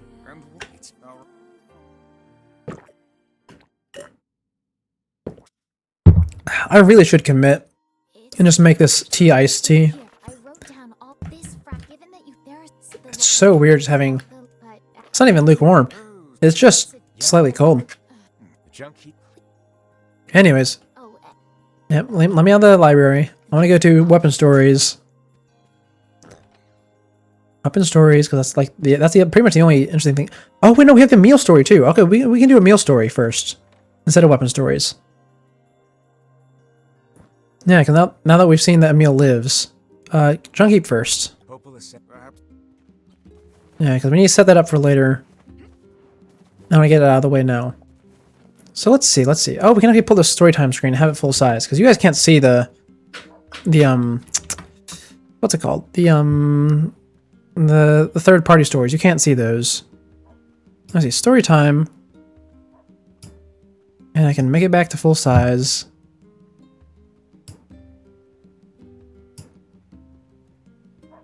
Let's see. What story do we have in the store for now? This one is called Around the World in 80 Days. Can't get much more direct than that with a reference. And this is a story about Emil after he, landed in the desert after blowing himself up.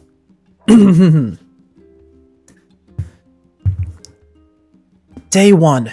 Walking in the desert is such hard work. I got buried again. Gah, but landing on the sand isn't that bad. At least I didn't land on rocks. Even Sister's body may not be strong enough to survive that kind of fall. People of Facade are really something to be able to walk on like this no problem. Speaking of which, even though Nier had some trouble walking on sand, he's still a lot faster than me right now. Looks like I need to find a way to restore my body. What should I do? It's just sand everywhere. Could I use magic to create a body using sand? No, wait, how can I even use magic without my hands? And I don't even have a staff. How troubling. No. There's no use just standing around doing nothing. I'll try it. Maybe it'll be easier than I think. Even if I don't have my staff, I just need to concentrate on my magic. Oh, the sand has settled. Looks like my magic has nothing to do with my hands and my staff. Yay, I should be able to make a body now, and I can walk around as usual. It sunk! My head sunk into my body! It fell apart. Looks like sand isn't strong enough after all. Oh well, as long as I can use magic, I should be able to restore my body if I have some stronger material to work with. I'll just keep trying. First, I need to leave the desert. It'd be nice if I can just roll around on dirt. Oh, I'm buried again. Day 9. I'm finally out of the desert. I had enough of staring at the same scenery every single day. I'm finally on top of something that isn't sand. This time it's rocks, and it's really sturdy. Looks like it's too sturdy, not too uneven. So hard to move around. Ow, I bumped my head. This is different from the desert. If I continue to move like this, it'll just chip away at my HP. I really need to make a body. It's rocks everywhere. I should be able to make a strong body this time. Yeah! It's so hard without my staff. I wonder if I can use my voice instead. It'll be a bit weird, but I don't care as long as I can use magic. Good. I'll make a strong body this time. I need to get back to Kaine and the others. Kaine and Weiss must be fighting again. I can't move. Why? Oh, this body. It's too heavy. Day 17. I've finally gotten out of that rock field. Thanks to the experience, my head and HP took quite a beating, but it's no use talking about that now. The ground that I am on is quite normal. The hardness of the mud being just right. I'm so happy. There's even a beautiful lake here. Unlike the northern plains, there are some waterfowls here, too. They must be able to live life peacefully without the shades. I feel like I can find some raw materials here. What should I make? I need something that can support my head but isn't too heavy. Something light. Something like... Oh, I got it! What about waterfowl feathers? I read that bird feathers are made of keratin.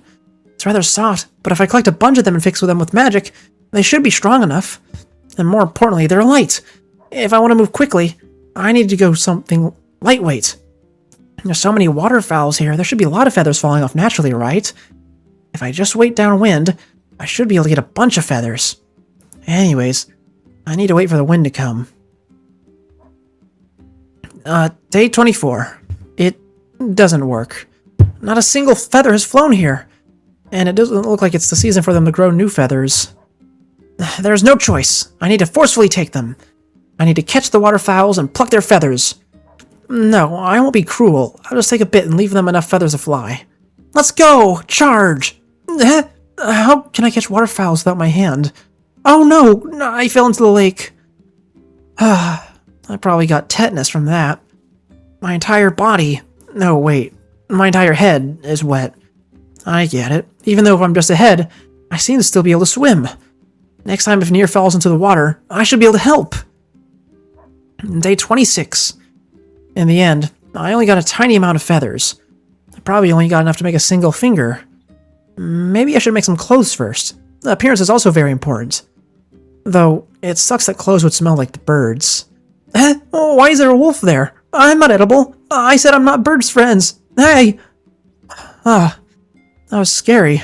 Good thing my head is okay. The only thing that got taken away is the feather dress. But you can't even eat feathers. What a silly wolf. But don't wolves live in the desert? Is it separated from its pack? But doesn't it look like it belongs to the same pack as the one that attacked Facade? Day 31. It's here again! No, this isn't a wolf. It's a huge beast. What's it called? This feline carnivore. No, there's no time for this. I gotta run, or I really will be eaten. If I get hit by those sharp claws, even Sister's body would die. I'm not eaten? I'm just getting rolled around? Oh, it's doing it again. Wait, is it using me as a toy? So this is the playful nature of feline carnivores? I don't care. Stop rolling me around. I'm not a ball. Oh, right. Couldn't I just fly away using magic? I managed to escape from there. I still feel really dizzy. Day 33. I've been looking back at what I was doing this whole time. I should have figured out that I could fly long ago. I could have saved myself all the pain in the rock field, and I could have left the desert much earlier. I have also been thinking about some of the issues of finding materials. The idea of using a single type of raw material is wrong. We need so many different materials when we were strengthening weapons in the junk heap. Though I should think it over if I were to go to the junk heap. That really creeps me out every time I look in the younger brother's eyes. I heard he cut his own arm off. I wonder if the rumor is true. Speaking of which, how should I collect raw materials? I guess you should find some on the ground, or by the sea. It's important to put some hard work into it. Day 59. I don't even see the lake anymore. Guess I've gotten pretty far. I've been going to a bunch of unknown places. Even if I haven't been around the world yet, I must have been at least 1/4 in. I thought it would be safer to fly at first, but it's surprisingly dangerous. Not only are there dangerous birds up here, but there are also shades with wings. Of course, I could fight them off with magic. Still, my luggage, those raw materials I collected, the more I'm carrying, the harder it is to fight. I need to use magic to carry my luggage, to keep myself flying, and to attack the enemies. I need to do all 3 things at once. I overexerted myself so much I shot lasers out of my eyes. But there's so much luggage now, so I'm just rolling all around the place. I can find an iron core, natural rubber, clay, etc. Around the sea, I can find some drifting wood and black pearls, but that fight with a giant spider sure was scary. Day 66. It's the seafront. I'm finally here. And I'm so close to Nier's village. I've gotten a bunch of raw materials, too. I just need to fly there right now. Oh, I want to see Nier right now. And Kaine and Vice. Why are you a bunch of seagulls flying towards me? Maybe they think I'm invading their territory? No. It's a misunderstanding. Don't come. It's hard enough carrying all this stuff. I fell in the water in the end. Never thought the seagulls would be so violent. This sucks. If I've gotten wet with seawater, I'll still be sticky even if I dry up. Oh, isn't this rusted bucket the rusted bucket that Nier used to strengthen his weapon? Maybe I can use this to strengthen my body as well. Diving into the sea once in a while is kind of fun. Whoa, what kind of fish is that? Oh, right. It's the Dunkleosteus. Nier had a lot of trouble catching this fish. It was a challenge for him even after Nier received training from that weird old guy. Hey, no, I'm not edible. My head is really hard. You'll break your teeth. It wants to swallow me whole. No! Thank goodness I survived. I really need to create my body so I don't run into these things anymore. Day 80. I should be able to make a better body with all this material. I hope I can make something that's powerful and cool. Okay, let's start. Put the material on the floor. Concentrate. Oh, what's this bad feeling? Why is the stopped clock smoking? No, there are sparks flying out of the pyrite. Did I mess up? It's burning, it's burning. The old book is burning and it blows up. Wait. How did... It looks like I flew very far. Oh, wait. Isn't this the desert? I got sent back to the beginning again? Oh, Sebastian was right when he said I'm only good at screwing things up. Turns out he was serious. How do I restore my body if this keeps up? Kaine and Vice will probably kill each other if I don't hurry. I need to get a move on. I want to see Nier soon. First, I need to get across the desert again. And that is a story of what Emil was up to after, you know, blowing up in the and then getting launched into the desert. It's probably the most lighthearted of all the stories, or at least it most certainly is out of all the ones so far. But needless to say, it takes him a very, very, very long time for Emil to make his way back, and also for him to get a body. It does actually end up happening in one of the post-credits. Well, not post-credits precisely. We'll see it happen in game eventually, but it's going to be a while, to say the least. But for now, we get to continue on our way. Was there any other short stories that we needed to do still? I don't think so. There might have been one, maybe. Here, hold on. I hate how many tabs I have open. Looks like he left the village. Oh, this is one of the new scenes. Yeah. You think he'll be able to find all the fragments? If he doesn't, these past 5 years will have all been for nothing. Okay, so in this, so for to let you guys know, the new scenes in this playthrough consist of only 2 types. One is this right here, where we see Devlin and Popo sitting together in their office, now that we know the location of talking about their plans. It's kind of weird that they're not included in Route B, since it's revealed at the end of Route A that they betrayed you. I can't believe the Shadow Lord ran off and holed up like Well, you know, it's give us something to look forward to in Route C at least. I'm worried the shades who guard the key fragments will pose too much of a threat. Maybe so, but we're pretty much out of options at this point. Also, I still wonder how the key fragments ended up with each of the Guardians. I assume the Shadow Lord himself went and gave them out. The plan is all that matters. We must see the plan to completion. Maybe. He is simply a tool to that But still, even then, the fact that they're named in a way that seems to imply they know the future is odd. Oh, hey, you made it back. Welcome, welcome. You actually missed another story time where we were gone. A few of them. Or, did I say a few of them? No, you just missed the one that we just did. But, yeah, we finished ending B, so we're running through ending C. Yeah, unfortunate. Also, it turns out I, at some point, muted myself, and no one told me. And I was very, very embarrassed and upset with myself. But yeah, no, we're back now. For now, we are getting through ending C as fast as humanly possible. Which, hopefully, ow, will be pretty quick. I'm gonna have to buy more healing. I always forget it. Never mind. We're picking some up. That's fine. Actually, hold on. There's a healing station right up here. There's no enemies on the way. We are completely fine. I don't think you'll be too confused. So I'll sum things up.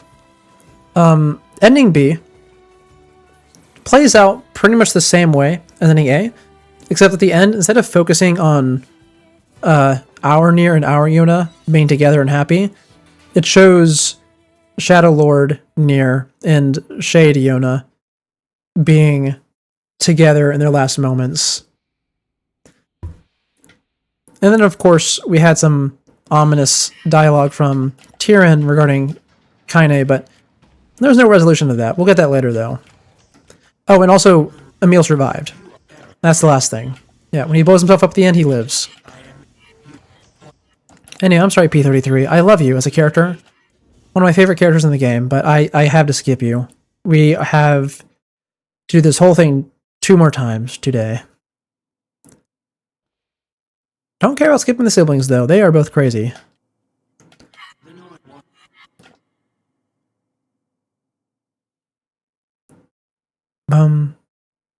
Oh, you know, we never read that black notebook message we got. Well, 'cause we saw one, and then we took a picture of it. And I never stopped to look at it. Hold on, let me do that right now. Oh, you managed to finish Little Nightmares 3. Good job, good job. Have we read this one yet? I think we might have. Hold on.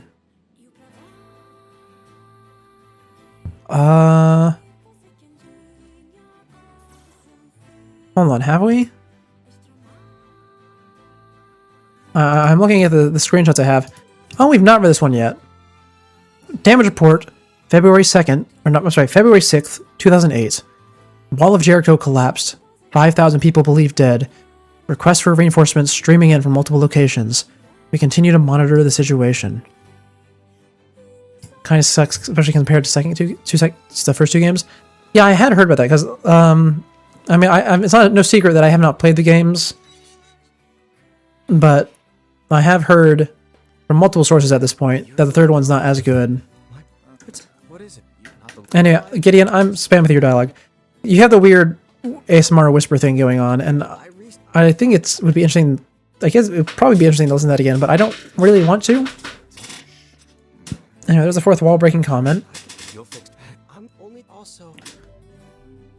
Basement code acquired. And I go out. And can I just go back in at this point? What's my objective? Get a memory alloy. Do I not have one? I guess not. Or I guess you need to get a new one, huh? That's probably it. Oh, it was made by a different studio, I see. Yeah, that changing studios in any series, whether it's a show or a game, always gives it a different vibe. Admittedly, I don't remember the last time a game I played had a different studio take over and have it be for the worse. Oh, I just had to walk in and I can just walk out. Oh, okay, that's nice. Trying to think. One that I'm trying to think of when the last time that happened was. I really don't remember. Oh, you have to play Reanimal really soon? I have heard about that one. Yeah. I saw some of the promotional material for it. But once again, don't know much about it. It's no secret that horror games have never been exactly my thing. Anyways, there is the first half of the robot one done. That's good, that's good. Since we know that the Force of Myth can be done pretty easily, I think we're going to go straight over there and just do that. You know, just get that out of the way, because it turns out it's really quick. Hoping to play it with someone else. Does it look like it'll be possible? Ah, that's unfortunate. But I hope that you have fun with it.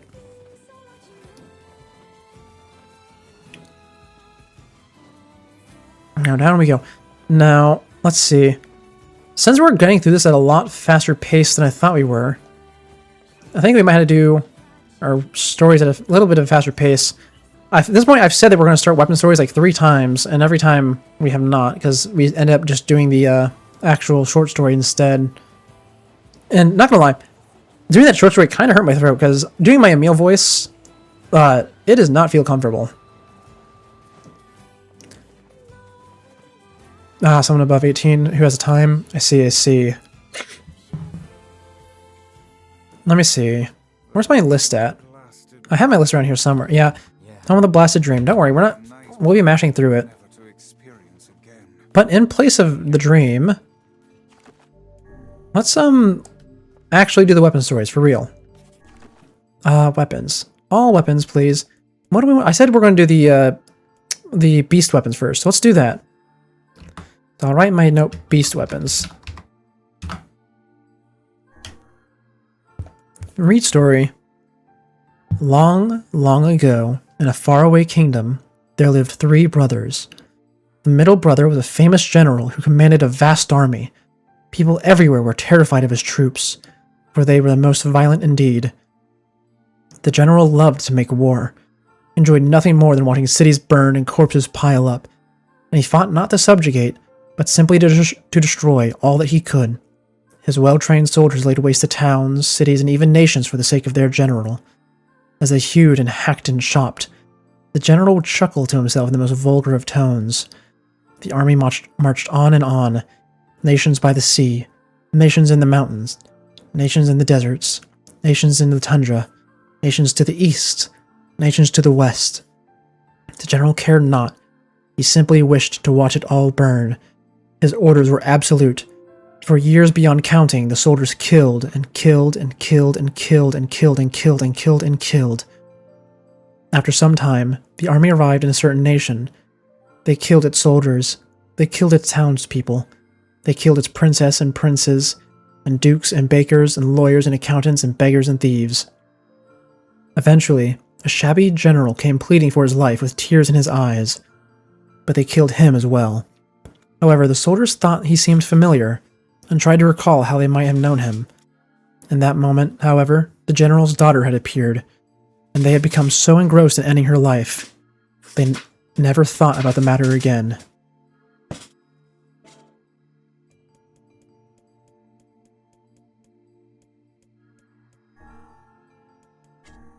Long, long ago, in a faraway kingdom, there were 3 brothers. The eldest brother was a king who ruled over the nation entire. He was a most terrifying king, feared by all. Each day, the king would select one of his subjects to execute as a sacrifice. This day, he chopped off a mother's head and forced her family to watch.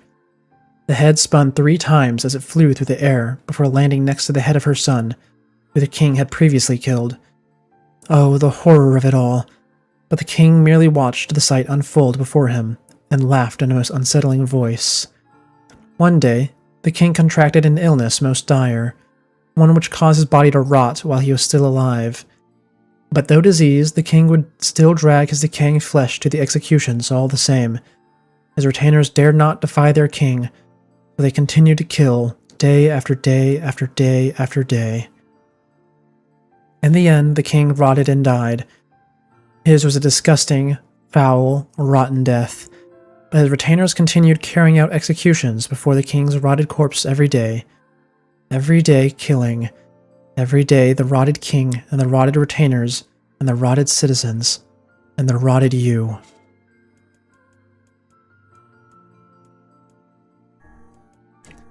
Long, long ago, in a faraway kingdom, there lived 3 brothers. The youngest was a terrifically lazy lad who spent most of his days fast asleep. However, he was every bit as cheerful as he was lethargic, and so was beloved by all. When the nation was beset by a most contagious disease, the youngest son did not but laze about the palace, humming to himself all the while. But his cheerful music comforted the townspeople, so instead of hating him, they sang his praises. "Oh, what a fine young man," they would say. "Just the finest young man you will ever see." When the nation became embroiled in war, the youngest son did not but laze about the palace, telling stories of the good old days all the while. But his fascinating stories helped the townspeople forget the horrors of war, so instead of hating him, they sang his praises. "Oh, what an amazing young man," they would say. "Just the most amazing young man you ever will find."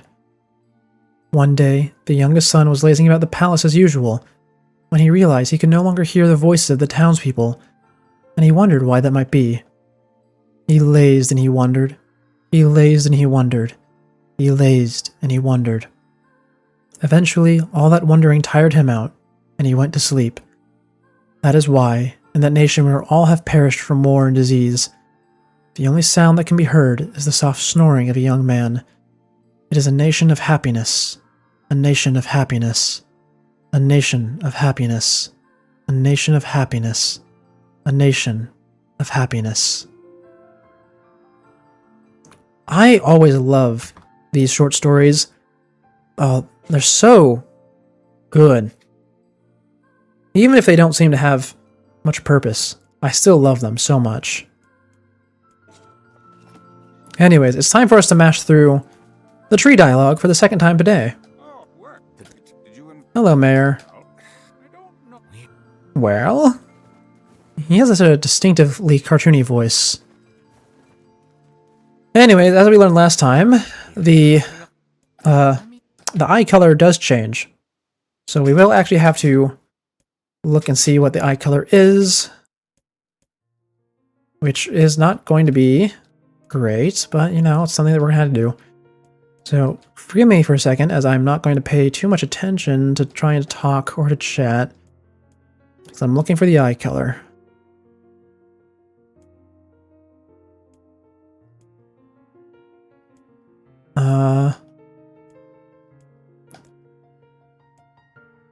Oh, I missed the eye color. The one thing I skipped through was the eye color.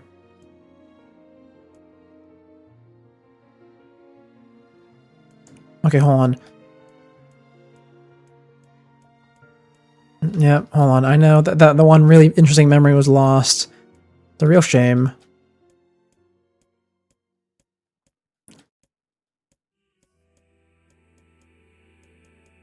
Yep, skip. I'm gonna have to take a guess here. I'm gonna guess brown. Oh, I got it. Nice. And oh, I saw this one was 63 this time, right? Yeah. It's weird that one changes. Anyway, Yona. And there we go. Tree dialogue finished. We now have 2 of the keys. You know, when you are skipping through everything, you actually get the keys really, really quick. I don't know how long this will take today. If I had to guess, the 5-hour mark, maybe? Which is nice. Getting back into the habit of doing long streams is going to be nice. Because we actually used to do a lot of long streams. Because these days, we try and do 2 to 3 hours. Not 2, yeah, 2 to 3 hours for our stream lengths. Usually 2.5. But, we used to do like 4 to 5 hours. And then we also used to start an hour earlier.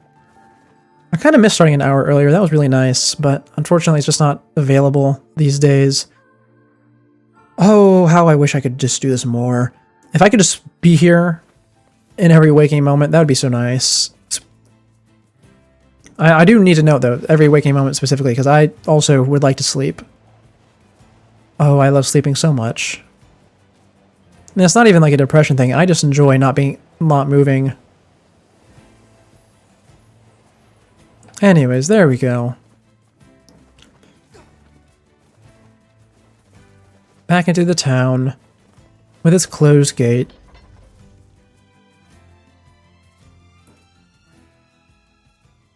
Oh, you ended up stressing over specific end times?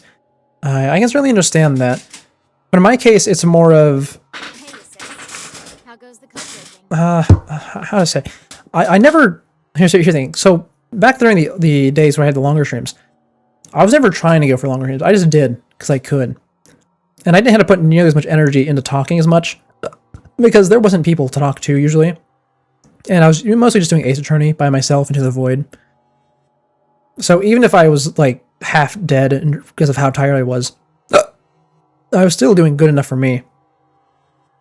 I could just keep playing and keep voicing, even the voices weren't great. But these days, 2.5 hours has become my standard, not because I'm trying to reach that. I can easily reach 2.5 hours. It's just that most days, 2.5 hours is the amount I can go before I need to leave. Anyways, yes, how goes the code breaking? Harder than I expected. It's going to take some more time. What code are they trying to break? More importantly, how is the child who drifted ashore getting along? Oh, they're talking about Luis now. I mentioned that they were talking about her. Right on schedule so far. I mean, we knew she was powerful enough to destroy an entire ship. Now she's grown even stronger. Oh, yeah, I get it. Although apparently they knew about her before she landed on shore. I thought it was a coincidence, but apparently they knew about it. She's started to obsess over becoming human. I guess she did. The two of them do have a huge information network. If that's a problem, we need to nip it in the bud. If the Shadow Lord resists the plan, we'll need her power to defeat him. I know, Popola, I know. Jeez, relax, will ya? It's a fool's dream, and we both know it. Well, it doesn't matter if it's a fool's dream. The issue is that she wants to become human, but I don't think she has a body to go into, so she's not going to help, probably. She doesn't have a receptacle. Yeah, no body. So she can't become human, no matter how badly she wants to. Why doesn't she have a body? It's so odd. Oh yeah, you have talked a lot about your excitement for Grounded 2. I hope it is as good as you are hoping for it to be. Hold on, I need to adjust my sitting position. Oh, my legs. Okay, I'm good now. Check my mailbox now. And then I immediately turn around and go back to the junk heap. We got this. Yep. There we go. And now we turn and go right back to where we were before. Oh boy. I can already tell I'm gonna get tired of this. Oh boy, I'm going to. apparently a massive area that's released. The pond. I don't know if it was unintentionally adding one. It was probably very much intentional. Unless it has a very bubbly aesthetic.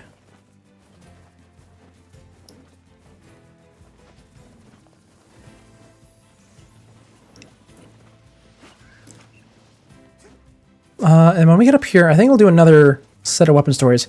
So it turns out we're going through this way faster than I thought we would. Because those first two playthroughs took a while. But yeah, we can absolutely stop and do another set. I think we'll do the Phoenix weapons next. First area also had a pond, but it was just annoying. Oh, I see.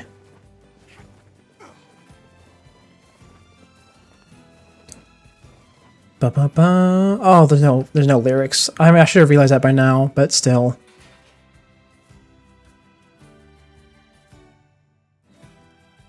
Bum bum bum bum bum bum bum bum. Bum bum. Anyway, Grimoire Vice. New weapons time. I need to go over to the notepad and I need to write Phoenix now. Phoenix is such a weirdly spelt word, isn't it? It really is. Anyways, new story time. Phoenix weapons. Let's find those.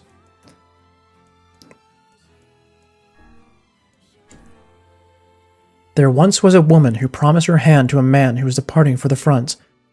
Devout by nature, she spent mornings, afternoons, and evenings in prayer for the safety of her beloved. Perhaps in response to her earnest pleas, one night, a bird enveloped in light appeared to her in a dream and began to speak. "The man you love will surely return safely," said the bird in a beautiful voice. These words brought great comfort to the woman, and she began weeping tears of joy. "However," continued the bird, "his heart will surely not." Soon the man returned as the bird had foretold, his body covered in scars beyond counting. But as the bird had also foretold, he returned with an unfamiliar woman of extraordinary beauty at his side. Despite this, the pious woman could not contain her love for the man, and ran out to meet him as he approached. Surprisingly, the man embraced her, then collapsed to the ground. The pious woman stood over him, a bloody dagger in one hand, and the ripe crimson fruit of his heart in the other. "His heart will stray no longer," she whispered. Amidst the gathering pool of blood, her face awash with pure ecstasy, she placed a tender kiss on her beloved's heart, and offered a prayer of gratitude.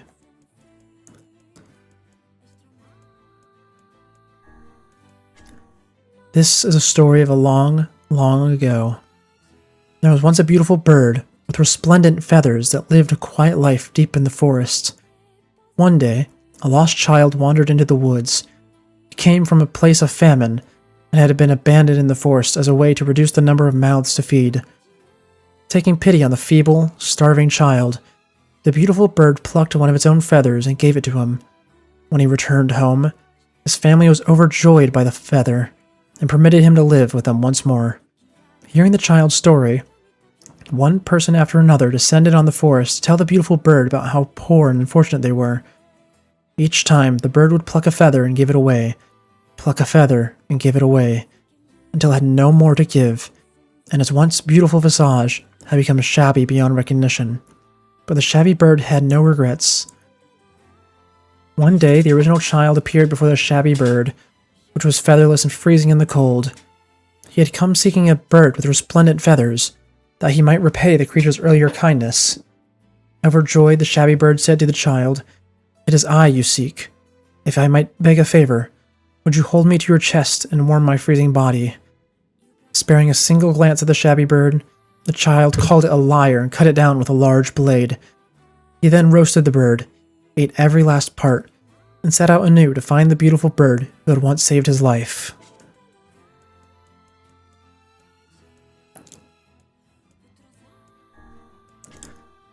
There was once a warrior in a frontier nation who feared not death. He was so brawny and powerful, arrows were said to bounce harmlessly off his flesh. For this reason, the warrior always threw himself into the thick of any battle. One day, a beautiful bird appeared in the warrior in a dream, or appeared before the warrior in a dream. The bird commended the warrior for his valor in battle and offered to grant him one of two wishes. The bird could bring an end to the war and grant peace to all the world,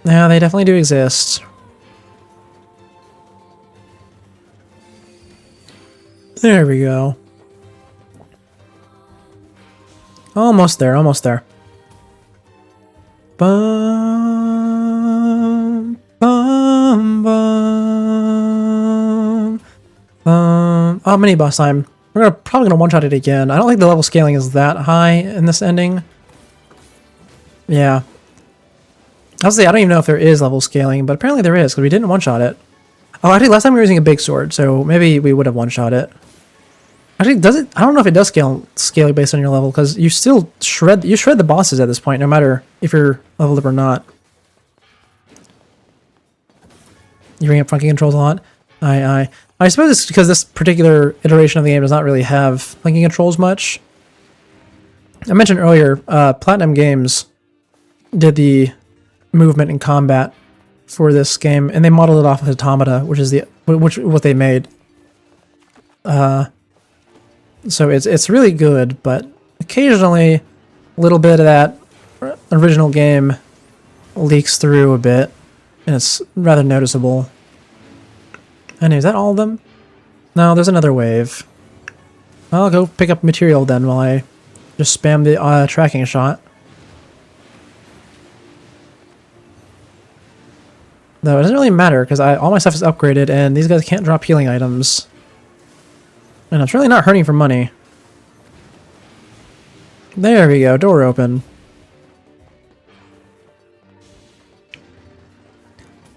Bum, bum, bum, bum, bum, bum, bum, bum. Main issues of perspective. Oh, does it like have a fixed camera position or something? I haven't played a game with a fixed camera in a while. I think, what was the last one I did? Probably Metal Gear Solid 3. Yeah, probably. Because fixed camera positions are mostly a horror game thing, at least these days. What's that about? Don't know, don't care. And even then, Metal Gear Solid 3 only has a 100% fixed camera in the original version. In remakes, it's a mix of mixed and not free cam, but mixed and third person. Oh, I said the wrong thing again. Oh, it's 2.5D. Oh, it is. Oh, I love 2.5D. Oh, I love it, love it, love it. It's so wonderful.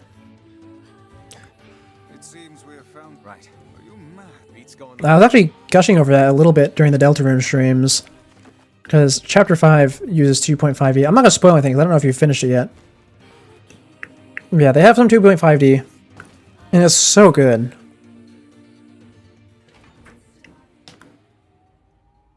Oh, 2.5D means that you have 2D characters moving in a 3D environment. Or at least that's the modern interpretation of it. Anyway, this fight is a lot of dialogue, so we are probably just going to be... Yeah, we're going to be just running around in circles for a while. Because he has so much defense. Oh, you haven't finished it yet? Okay, I won't spoil anything then. Look at the shade. That thing is commanding the robot somehow. Aim for the legs. Knock it down. Take out the shade. Come on. Go down, big man. Yeah, more dialogue shield.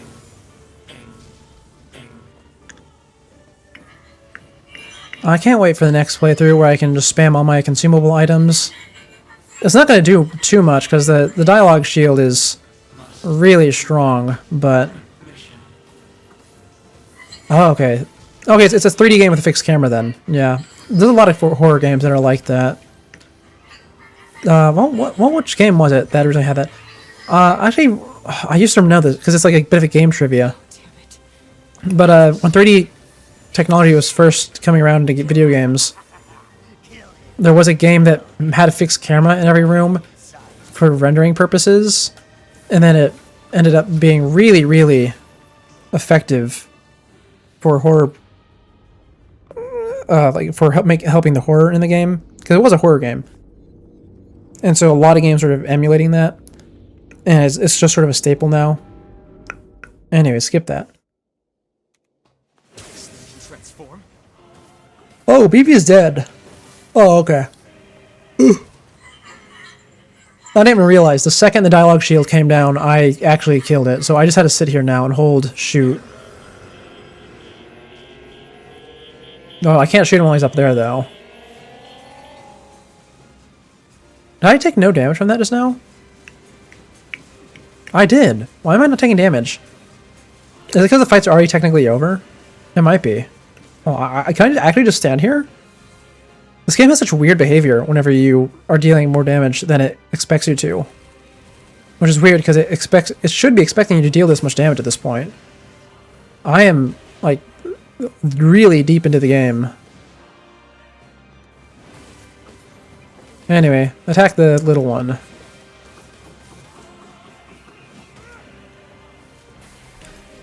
Oh, combat in the second game is really bad? Ah, that is never fun. Where the combat's bad. Actually, in this game, in the original one, the combat was pretty bad too. That's why they modeled it after Automata in the remake, because Automata has a good combat. But in the original... Oh, there's a few things. I don't think you can attack in the air at all. All the spells are way stronger, but you can't move while casting them. And dodging just kind of sucked more. Which is to be expected. Oh!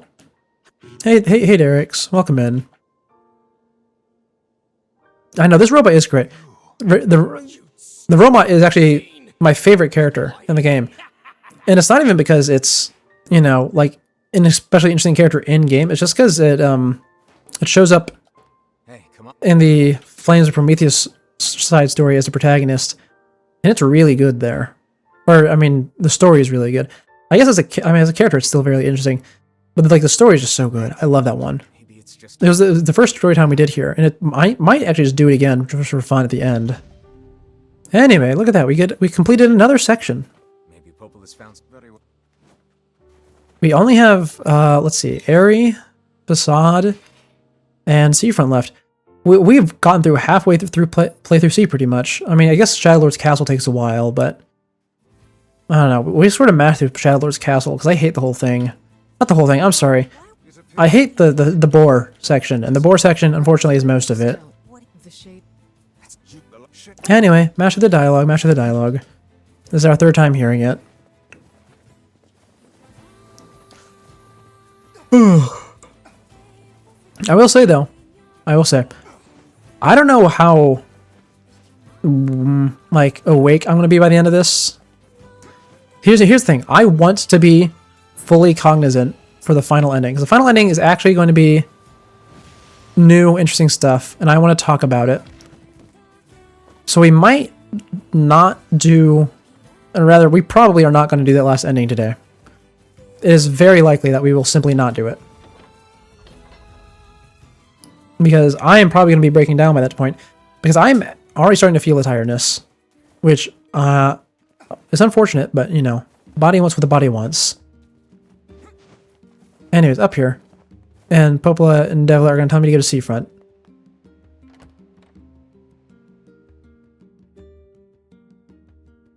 Bum bum bum bum bum bum bum bum. Bum bum bum. In fact, I might start crashing soon, because for those of you who are not familiar with the way sleeping works, or your sleep cycle works, is that it's kind of like a sine wave. It just goes up and down, and the up and down, it represents like how tired you are, because your body is trying to do its sleep cycle, but it's not quite, you know, doing it when you're awake. Oh, bus got canceled. Oh, that sucks. Yeah, sleep is important, but yet again, your bus cancel sucks. Personally, don't use the bus here, you know, but I've had my stuff canceled recently. In fact, just yesterday, I had something important canceled, and it really sucked.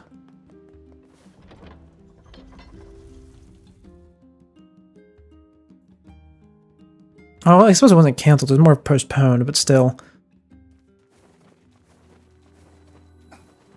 I cannot fathom that village setting up a murder. Anyway, I thought sacrifice always came last, but apparently not. How odd. Yeah, I have my doubts. Well, we can get through sacrifice pretty quick. Aren't you glad to be going back home, Kaine? Home? Bum bum bum bum bum. Ooh, rough. That is a long walk. Isn't it, Kaine?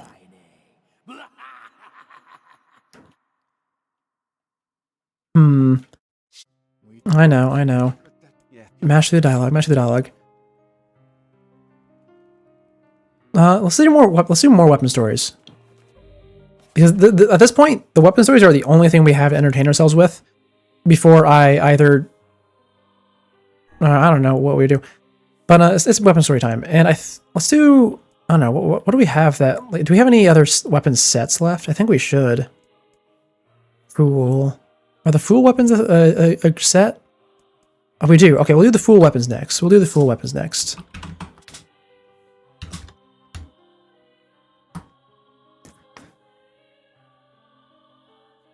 Oh, you had a big nice storm yesterday. Oh, that's nice. Okay, so fool weapons. Let's see. The Fool's Embrace. I was saved from the despair that shackled me. I was freed from the fate that cursed me. I was pacified from the indignation that plagued me. I was changed by the day I met you. My flames will scorch the earth below. My fangs will know the taste of blood. My claws will rend my enemies asunder. My wings will soar the skies above.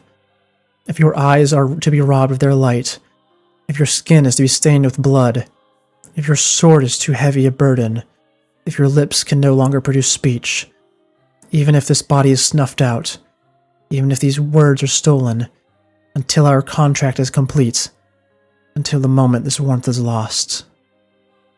Oh, I think this is Drakengard lore. Because I know in Drakengard, the protagonist is teamed up with a dragon, and this weapon is obviously in the shape of a dragon. Oh, interesting. Let's see the other two of this set. Fool's Lament. Oh, actually, I remember using this weapon back during my first playthrough. Memoir. Oh my god, this is actually a super important story. Oh, this is like actual important lore. Memoir, June 6th, 2003, approximately 1500. A massive white humanoid, initially called the Weapon, but since renamed the Giant, falls from the sky above Tokyo's Shinjuku ward, inflicting tremendous damage. At the same time, a large red creature, henceforth referred to as the Dragon, appears and engages the Giant in combat, though both the nature of its attacks and their utility remains unclear. As the self-defense force contemplates methods by which they might attack the target, the government establishes a Bureau of Emergency Countermeasures. Memoir, June 12th, 2003, approximately 1600. Is that the same day? It is not. The Giant, which was locked in combat with the Dragon, suddenly begins to collapse for unknown reasons. Wait, it took 6 days for the fight? Dang. The Dragon is then shot down by the 6th Division, 303rd Squadron of the Air Self-Defense Force. No official record exists of who issued the order to attack the Dragon. Work has begun to retrieve the remains of both the Giant and the Dragon, but no official verification has ever been made regarding which organization performed the retrieval. Memoir, December 2003. The first case of white chlorination syndrome is confirmed in Tokyo Shinjuku ward. Memoir, July 2004. Humans continue to turn violent due to white chlorination syndrome, with fighting growing increasingly intense in infected regions. With the cause of the disease still unclear, the infected are isolated, and violent riots are suppressed by force. Main thoroughfares are sealed and rail transportation is halted, later leading to all of Shinjuku being sealed off. At this time, the prospect of asking the American military for non-official intervention is considered, but the government defers. Meanwhile, research begins on Maso particles obtained from the Giant and the Dragon, as well as on countermeasures for the white chlorination syndrome. This research ultimately leads to the founding of Project Gestalt a decade later. Oh, that is important lore. So at the end of the game, we get a couple of files that detail how all of the things in the story started out. And admittedly, we have accidentally skipped over them both times. I promise we will read them this next time. Hopefully. But yeah, if you couldn't piece it together from those documents, which are kind of obscure, then that story right there gives you much more clear cut of what happened. And the last one, oh, it's a story. Oh, I keep hearing peepers, please. This is the story of a sorrowful prince, a tale of a kingdom in a time long past. Attacked by the forces of darkness, the nation was annihilated in a single night by inhuman soldiers with red eyes and a group of black dragons so numerous they blotted out the sky.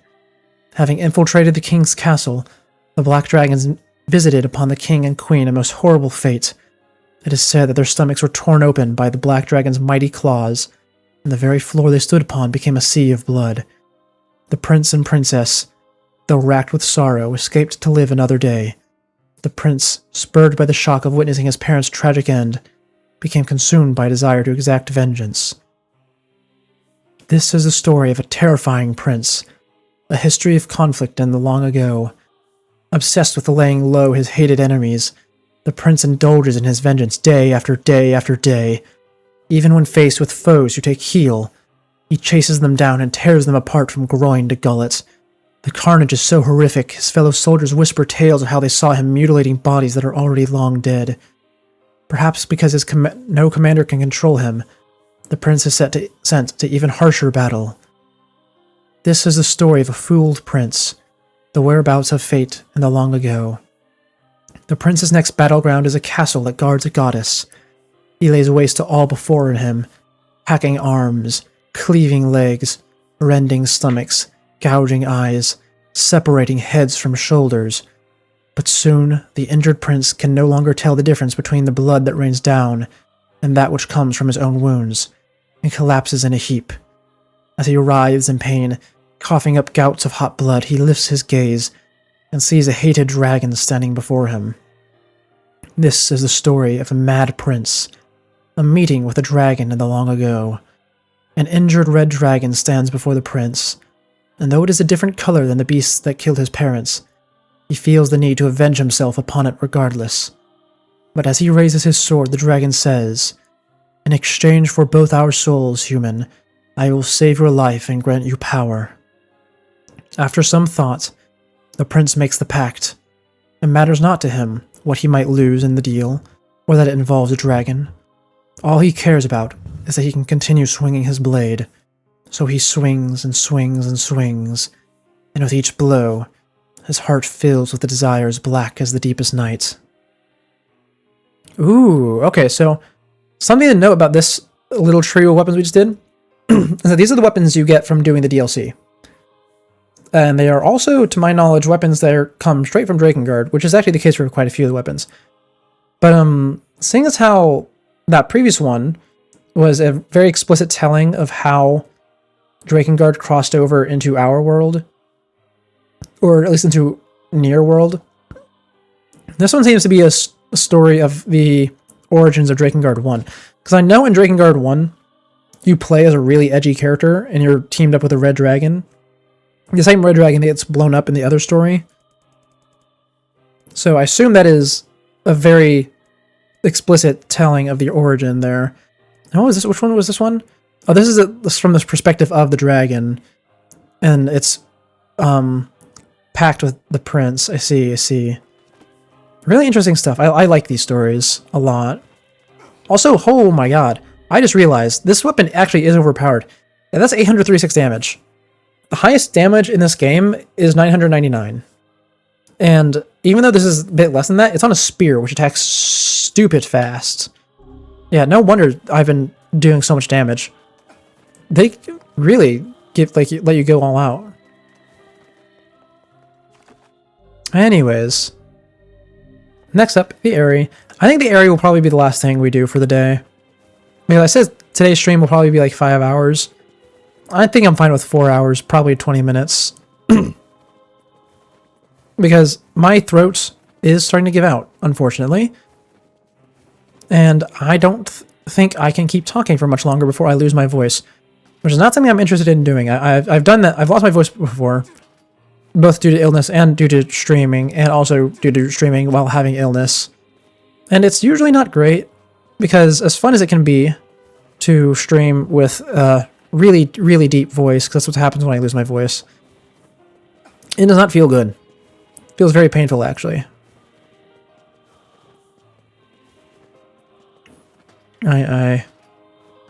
This is important then. I don't know what you mean by that, and it's not because you use the wrong then, or the wrong then. I think I just don't understand it for some reason. That might be tired brain speaking, actually. Oh, drink water, that's what it is. Right. I almost forgot. I'm using a new chat thing today, and it does not show my redeems, so I had to look over and look at my other thing.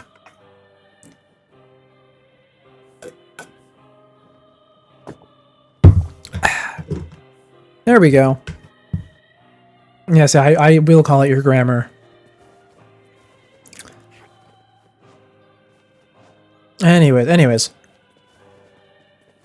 Back in the area. I feel like we were here not too long ago, but actually it was like 2 hours ago that we were here. Which I guess isn't actually that long ago, but still. It feels like it was forever, like 5 minutes ago. I'm saying the word like a lot. Now that you can tell I'm tired. I've been saying it a lot this whole day, but also I've been very tired this whole day. Everyone. Yes. Go on, turn the shades. It's battle time.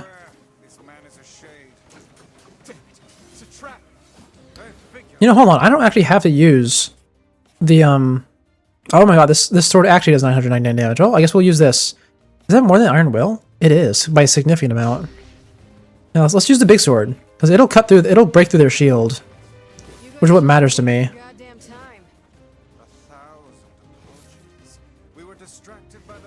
God, that running swing is really long. Like, that's really long.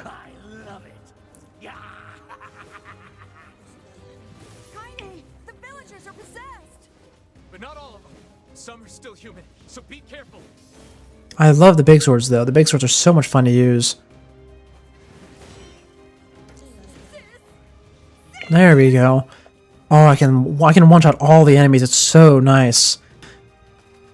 Anyways, it is nice, though, that we now have a new list of things to do to improve stream. Because we need to fix it, the alerts not showing my new chat thing.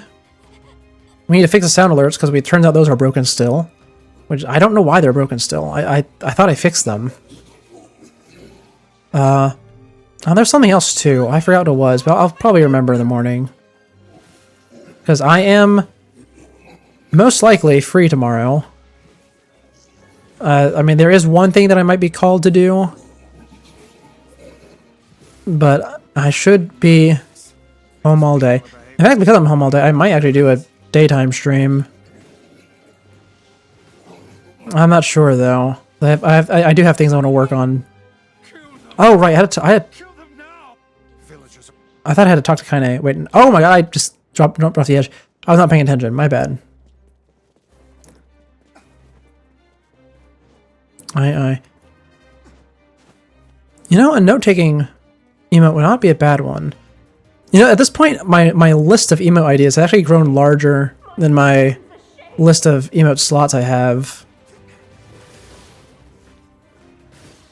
So I do need to do something about that. By which I mean I just need to fill it out. Why are you here? Everything was fine until you showed up. Well, you invited us here. Anyway, there we go. Mini boss down. And main boss is going to show up in a second. There he is.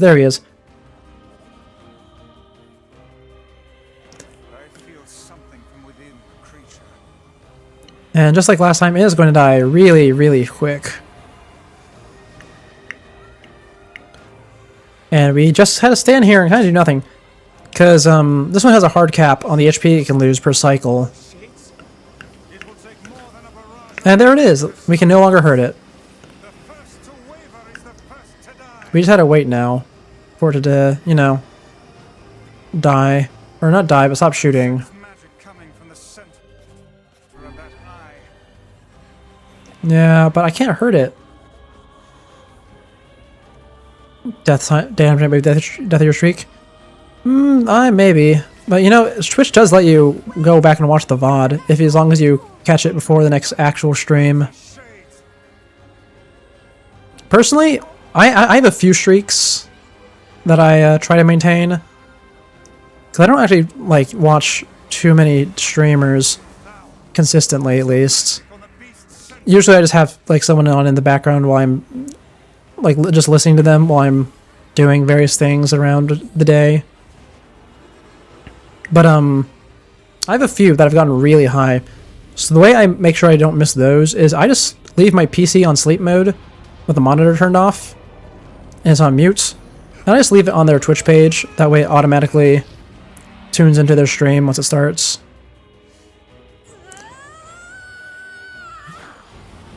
Ah, you barely woke up in time today? Aye. Oh, I can skip the cutscenes, I forgot. Right. Yeah, something's coming. Let's run. And we only had to do this boss fight one more time.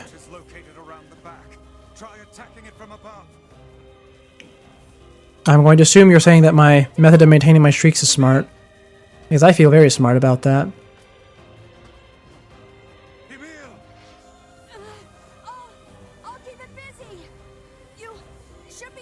Oh, right, I'm on the wrong bridge again. I did the same thing last time, and probably the same thing the first time as well.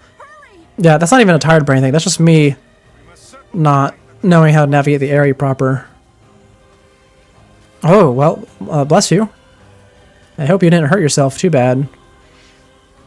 I've never had a sneeze that throws me off to how strong it is, but my sneezes tend to be loud, to say the least.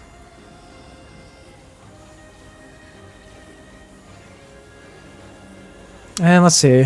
I think we just hit the damage cap again. Yeah. I love this boss design, but it's a shame that the fight is so unfortunate. I'm coming. Gotta catch my breath. Careful, Emil. Won't help anyone if we lose you here. Bum bum bum bum bum bum bum bum bum bum bum. And here we are. As soon as its health is uncapped, it's gonna die. Almost dead. Almost dead. Come on, show me your eye one more time. And now it's dead. Wonderful. Timer show up. There it is. And fight over. Okay. Being home, it really is nice. Oh, good thing. I got the screenshot. We'll read that next time. I'm tired. I'm sorry, Emil, but we will be skipping your memory this time around because we read it last time.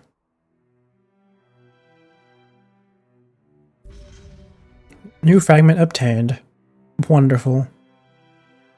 You know, I don't know exactly what you're intending to say with those emojis, but I see the microphone. I will say I was planning to do like karaoke during Route D, since it's just going to be this, but without weapon stories. But since we're doing Route D next time, we'll probably do it then. But with that being said, hold on, I need to manage my tabs for a second. You know, you get to be home when your family's on vacation? That's what it's like living with family. Where's my end stream button at? There it is. End stream button. Ah, well, here we are. Now, we didn't quite get through the entire game today, but that's fine, because I didn't put it in the title that we're going to finish the whole game today. Oh, man. My throat is not doing great. Honestly, I thought that my tiredness would get to me before my throat did. Hiccups. I'm not hiccuping. Are you hearing my chair squeak, maybe? You might be. But, yeah, I didn't think that I would get a sore throat before I got tired, because usually it's the other way around. But I guess it's been a while since we've gone this long.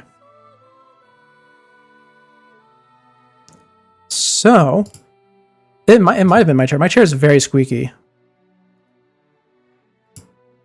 But with that being said, yeah, I'm not sure. Here, this is what my chair sounds like. I know, I always try to make these fun, even on the more chill streams like this. But yeah, with that being said, thank you all for tuning in. This has been Sigu the Scuffed, and I am signing off. I will see you all, hopefully tomorrow, in order to finish off Nier. Goodbye.